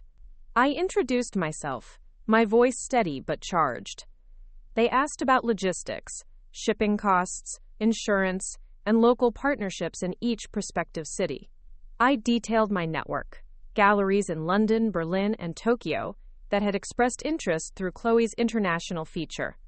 I presented budget estimates for crating, freight, and customs, and outlined a phased rollout, debut in London during spring, Berlin in summer, Tokyo in early winter. One committee member, Dr. Nakamura, leaned forward. Your proposal is thorough and inspiring. However, what safeguards will you implement to ensure community engagement in each locale? I answered confidently, I will partner with local arts nonprofits to co-host community workshops akin to our youth mural, adapting themes to each culture's context. For example, in Tokyo, I've arranged to collaborate with an urban art collective to explore themes of renewal after loss, resonating with local histories. They nodded and exchanged notes. After 10 minutes, they concluded, Your project aligns with our mission. We'd like to award you a grant of $75,000 to support the traveling exhibition. Congratulations, Ms. Caldwell. Relief and joy washed over me. I thanked them profusely and hung up, heart pounding so fiercely I feared it might burst. I sank into a chair, tears of pride whispering down my cheeks. Barely a moment later, my phone buzzed with a text from Chloe. Breaking news, international grant confirmed. We'll spin this in tomorrow's newsletter. Are you free for a call? I replied. Absolutely. Then I stood, shaking with excitement, and grabbed my coat. The afternoon passed in a blur of final tasks. I finalized name tag signage, tested the microphones, and reviewed the workshop materials. Each new development felt like a baton in a relay race, another runner passing the torch, propelling Resilience Rising farther than I'd ever imagined. As dusk fell, I walked to the gallery to install the final plaque outside the main entrance. It read, Resilience Rising, a celebration of art, community, and the power to overcome. Under the plaque, I attached a small QR code linking to the exhibit's website and workshop sign-ups. The street outside buzzed with anticipation. Neighbors peeked in. A small crowd gathered around the youth mural in the alley. I spotted the local news van rolling in and waved to the reporter, who flashed a camera. Night fell fully, and the floodlights cast the mural in a triumphant glow. I stood back, breathing deeply, absorbing the hum of the city that had become both canvas and audience. Tomorrow, the world would step across the threshold. Tonight, I claimed this moment. My eviction notice transformed into an international movement. Before dawn, I found myself back at the community mural, running a fingertip along the vibrant wildflowers and silhouetted figures painted in defiance of broken pavement. Tonight's public opening was still 17 hours away, but the hours now felt like precious jewels, each one to be turned with intention. I brewed a thermos of tea and settled on a folding chair, eyes drawn to the remnants of last night's floodlights dancing on the brick. My agenda was clear for the day. Finalize press interviews, rehearse my speech one last time, coordinate the shipping status of the exhibition crates, and prepare for a surprise guest, my estranged brother, who had texted me yesterday. I'll be there tomorrow. We need to talk. At 8 o'clock, Chloe Ramirez arrived with her photographer. They were capturing behind-the-scenes footage for her weekend feature, shots of me adjusting the mural lights, reviewing my notes, and interacting with early visitors. Chloe's presence calmed the nerves twisting in my stomach. Her confidence in my story had been unwavering. We paused for a moment when a local news crew pulled up. Reporters Sienna and Malik introduced themselves and asked for a quick interview. Under the glow of the mural lights, I spoke plainly about my journey, eviction on my birthday, the vow to transform pain into art, and the power of community collaboration. Their cameras rolled, capturing my every word. When we wrapped, Chloe grinned. Perfect sound bites. They'll run it tonight. Next, I returned to the warehouse to practice my speech in front of a small mirror. Each line had to land with precision. The anecdote of the eviction notice, the pivotal moment of deciding to fight back with paint, the collective triumph of the pop-up workshops. I repeated my opening. This exhibit began not with triumph, but with eviction, over and over, fine-tuning the tone from defiance to invitation. By midday, I drove to the gallery to confirm crate arrivals. I found the shipping coordinator, Priya, pacing in front of the loading dock. She waved me over, relief evident on her face. Everything's on schedule, she said, handing me a spreadsheet. Crates will arrive by 2 p.m., and the installation team is prepped for 3. I exhaled, tension releasing in a rush. Thank you, Priya. That timeline is perfect. We discussed the offloading plan, and I noted a minor change, ensuring the sculpture crate remained upright to protect the mirror shards. Priya adjusted the manifest accordingly. Back at the warehouse, I showcased the mural to a small group of early arriving neighbors, residents who'd pulled by after seeing the alley's lights. Their comments were sharp reminders of why this exhibit mattered.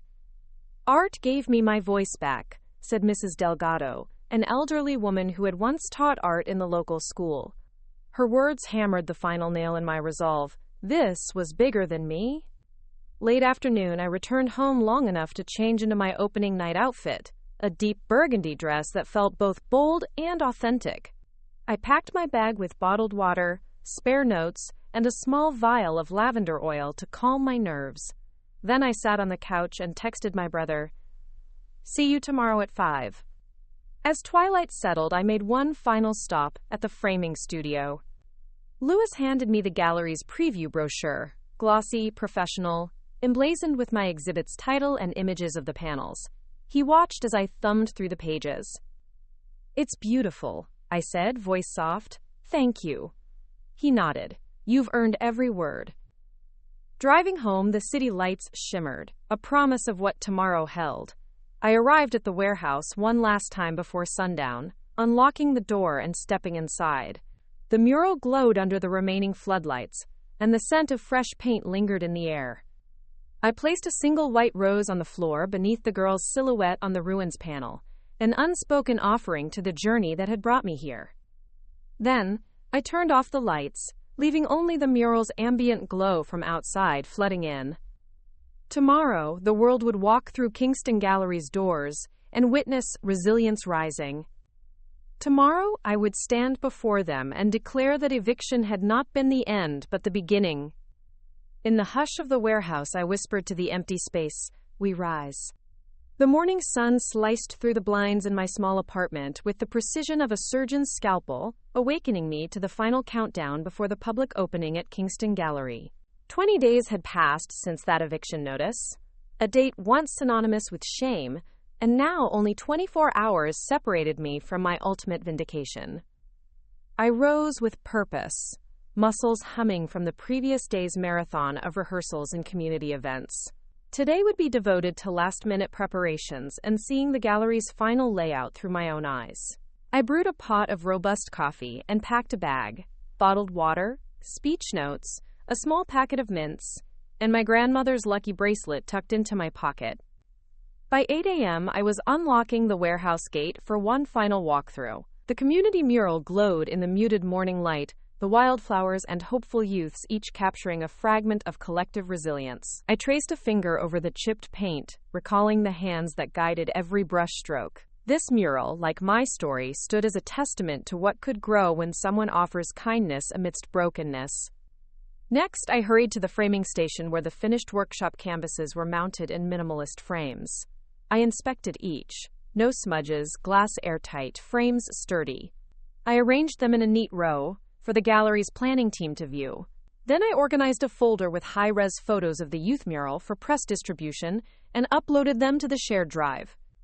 At 10 a.m., I hopped into a rideshare bound for Kingston Gallery. The streets pulsed with midday energy. Coffee carts, pedestrians, trams clattering over rails, and I felt the city itself breathing anticipation. I rehearsed my opening lines under my breath. This exhibit began not with triumph, but with eviction. Arriving at the gallery, I found Amelia Clark waiting in the glass atrium, her expression a perfect blend of nerves and pride.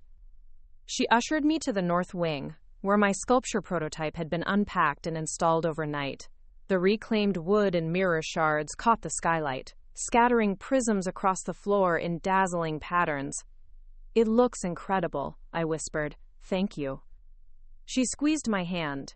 "All that remains is the final placard text, your signature piece in the program, and then we're ready for tomorrow." She handed me a small proof sheet of the placard. I reviewed the wording, approved the layout, and initialed the proof. Next, we passed through the main gallery hall. My murals, prints, and mini canvases gleamed under calibrated spotlights. Amelia pointed out the flow, how patrons would move from panel to panel, guided by subtle floor markers and descriptive plaques.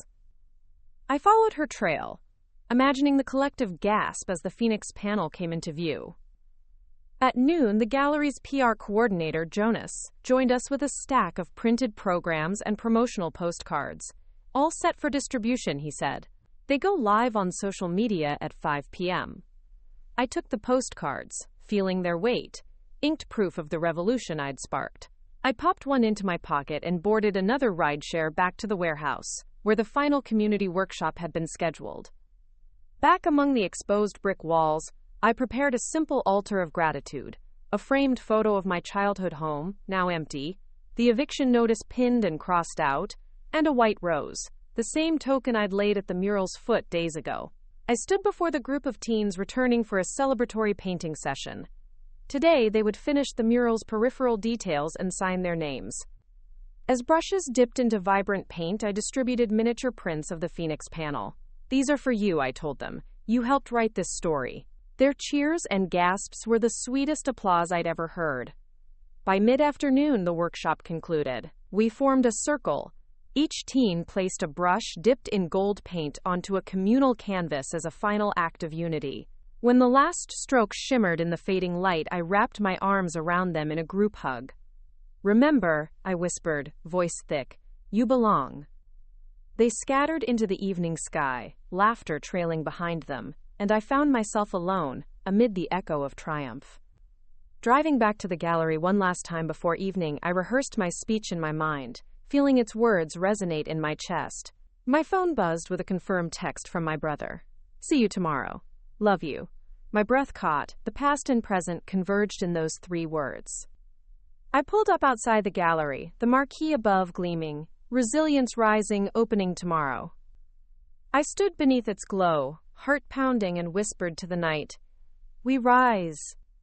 The morning sun sliced through the blinds in my small apartment with the precision of a surgeon's scalpel, awakening me to the final countdown before the public opening at Kingston Gallery. 20 days had passed since that eviction notice, a date once synonymous with shame, and now only 24 hours separated me from my ultimate vindication. I rose with purpose, muscles humming from the previous day's marathon of rehearsals and community events. Today would be devoted to last-minute preparations and seeing the gallery's final layout through my own eyes.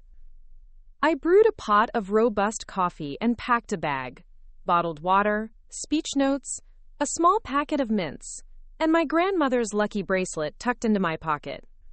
By 8 a.m., I was unlocking the warehouse gate for one final walkthrough. The community mural glowed in the muted morning light, the wildflowers and hopeful youths, each capturing a fragment of collective resilience. I traced a finger over the chipped paint, recalling the hands that guided every brushstroke. This mural, like my story, stood as a testament to what could grow when someone offers kindness amidst brokenness. Next, I hurried to the framing station, where the finished workshop canvases were mounted in minimalist frames. I inspected each. No smudges, glass airtight, frames sturdy. I arranged them in a neat row for the gallery's planning team to view. Then I organized a folder with high-res photos of the youth mural for press distribution and uploaded them to the shared drive. At 10 a.m., I hopped into a rideshare bound for Kingston Gallery. The streets pulsed with midday energy.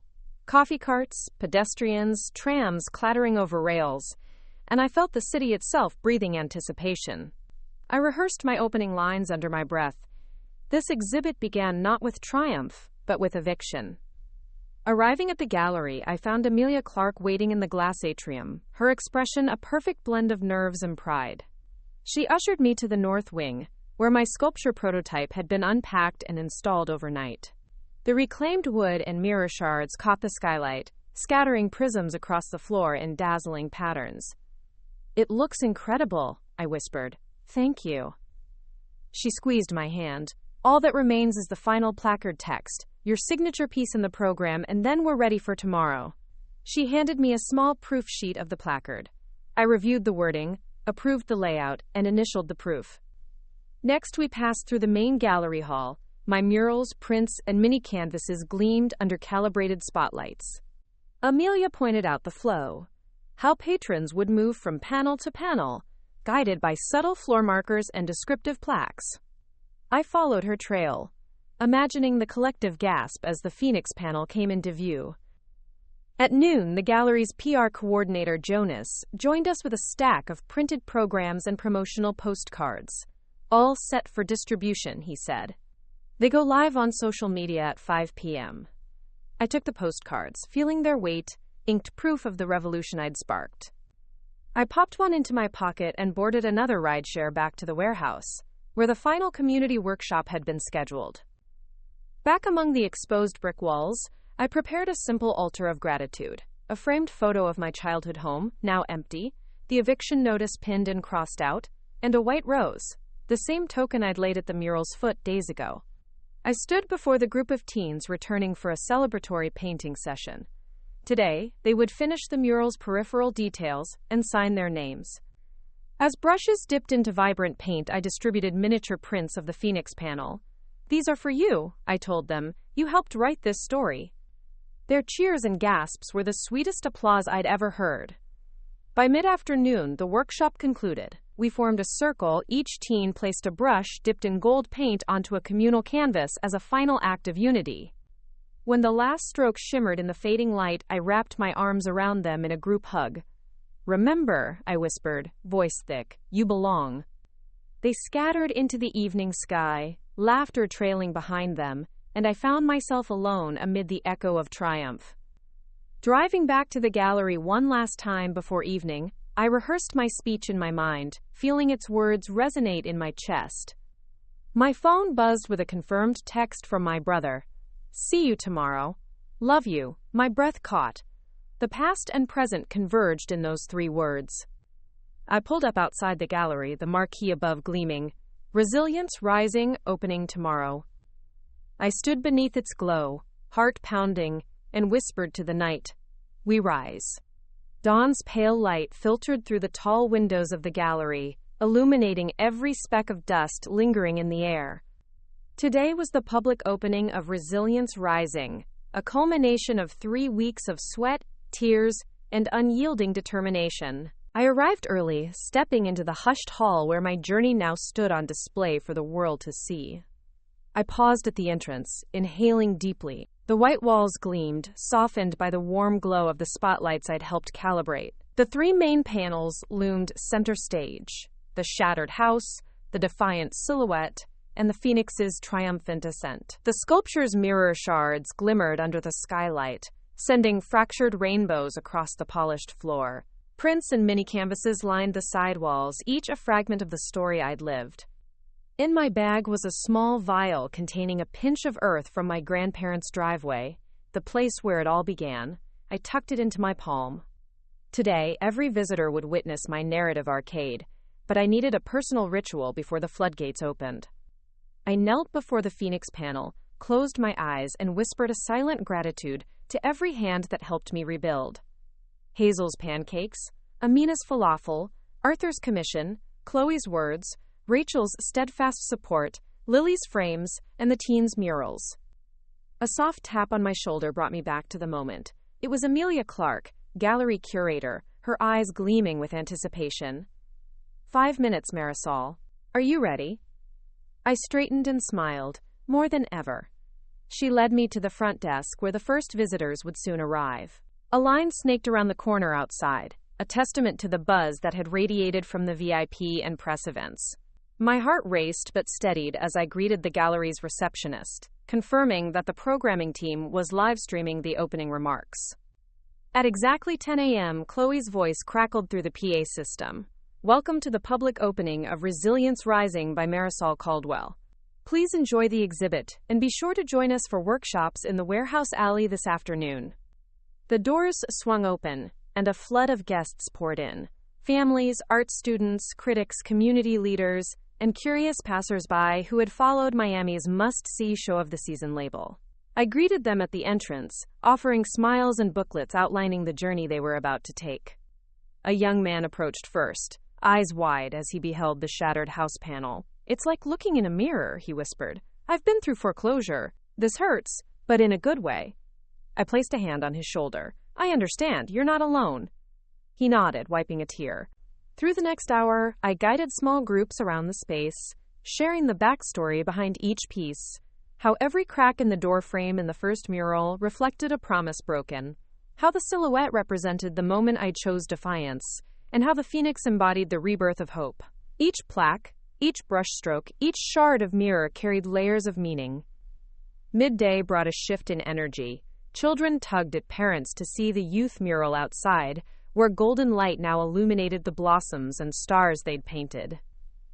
I slipped away for a moment to the warehouse alley, where the teens were leading a drop-in art station. They encouraged visitors to add their own strokes, purple vines climbing across brick, and I watched as strangers became collaborators, infusing the space with new stories. Back inside, critics scribbled in notebooks, bloggers snapped behind the sculptures, and gallery owners from New York and Berlin circulated with keen interest. One approached me, an influencer whose platform had featured Resilience Rising, praising how the exhibition transcended personal narrative to become a universal anthem of solidarity. "This will tour internationally," she declared. "Your story resonates everywhere." I managed a humble nod, reminded of the grant that would fund the traveling exhibition. As the afternoon sun dropped, casting long shadows, a hush fell unexpectedly over the gallery.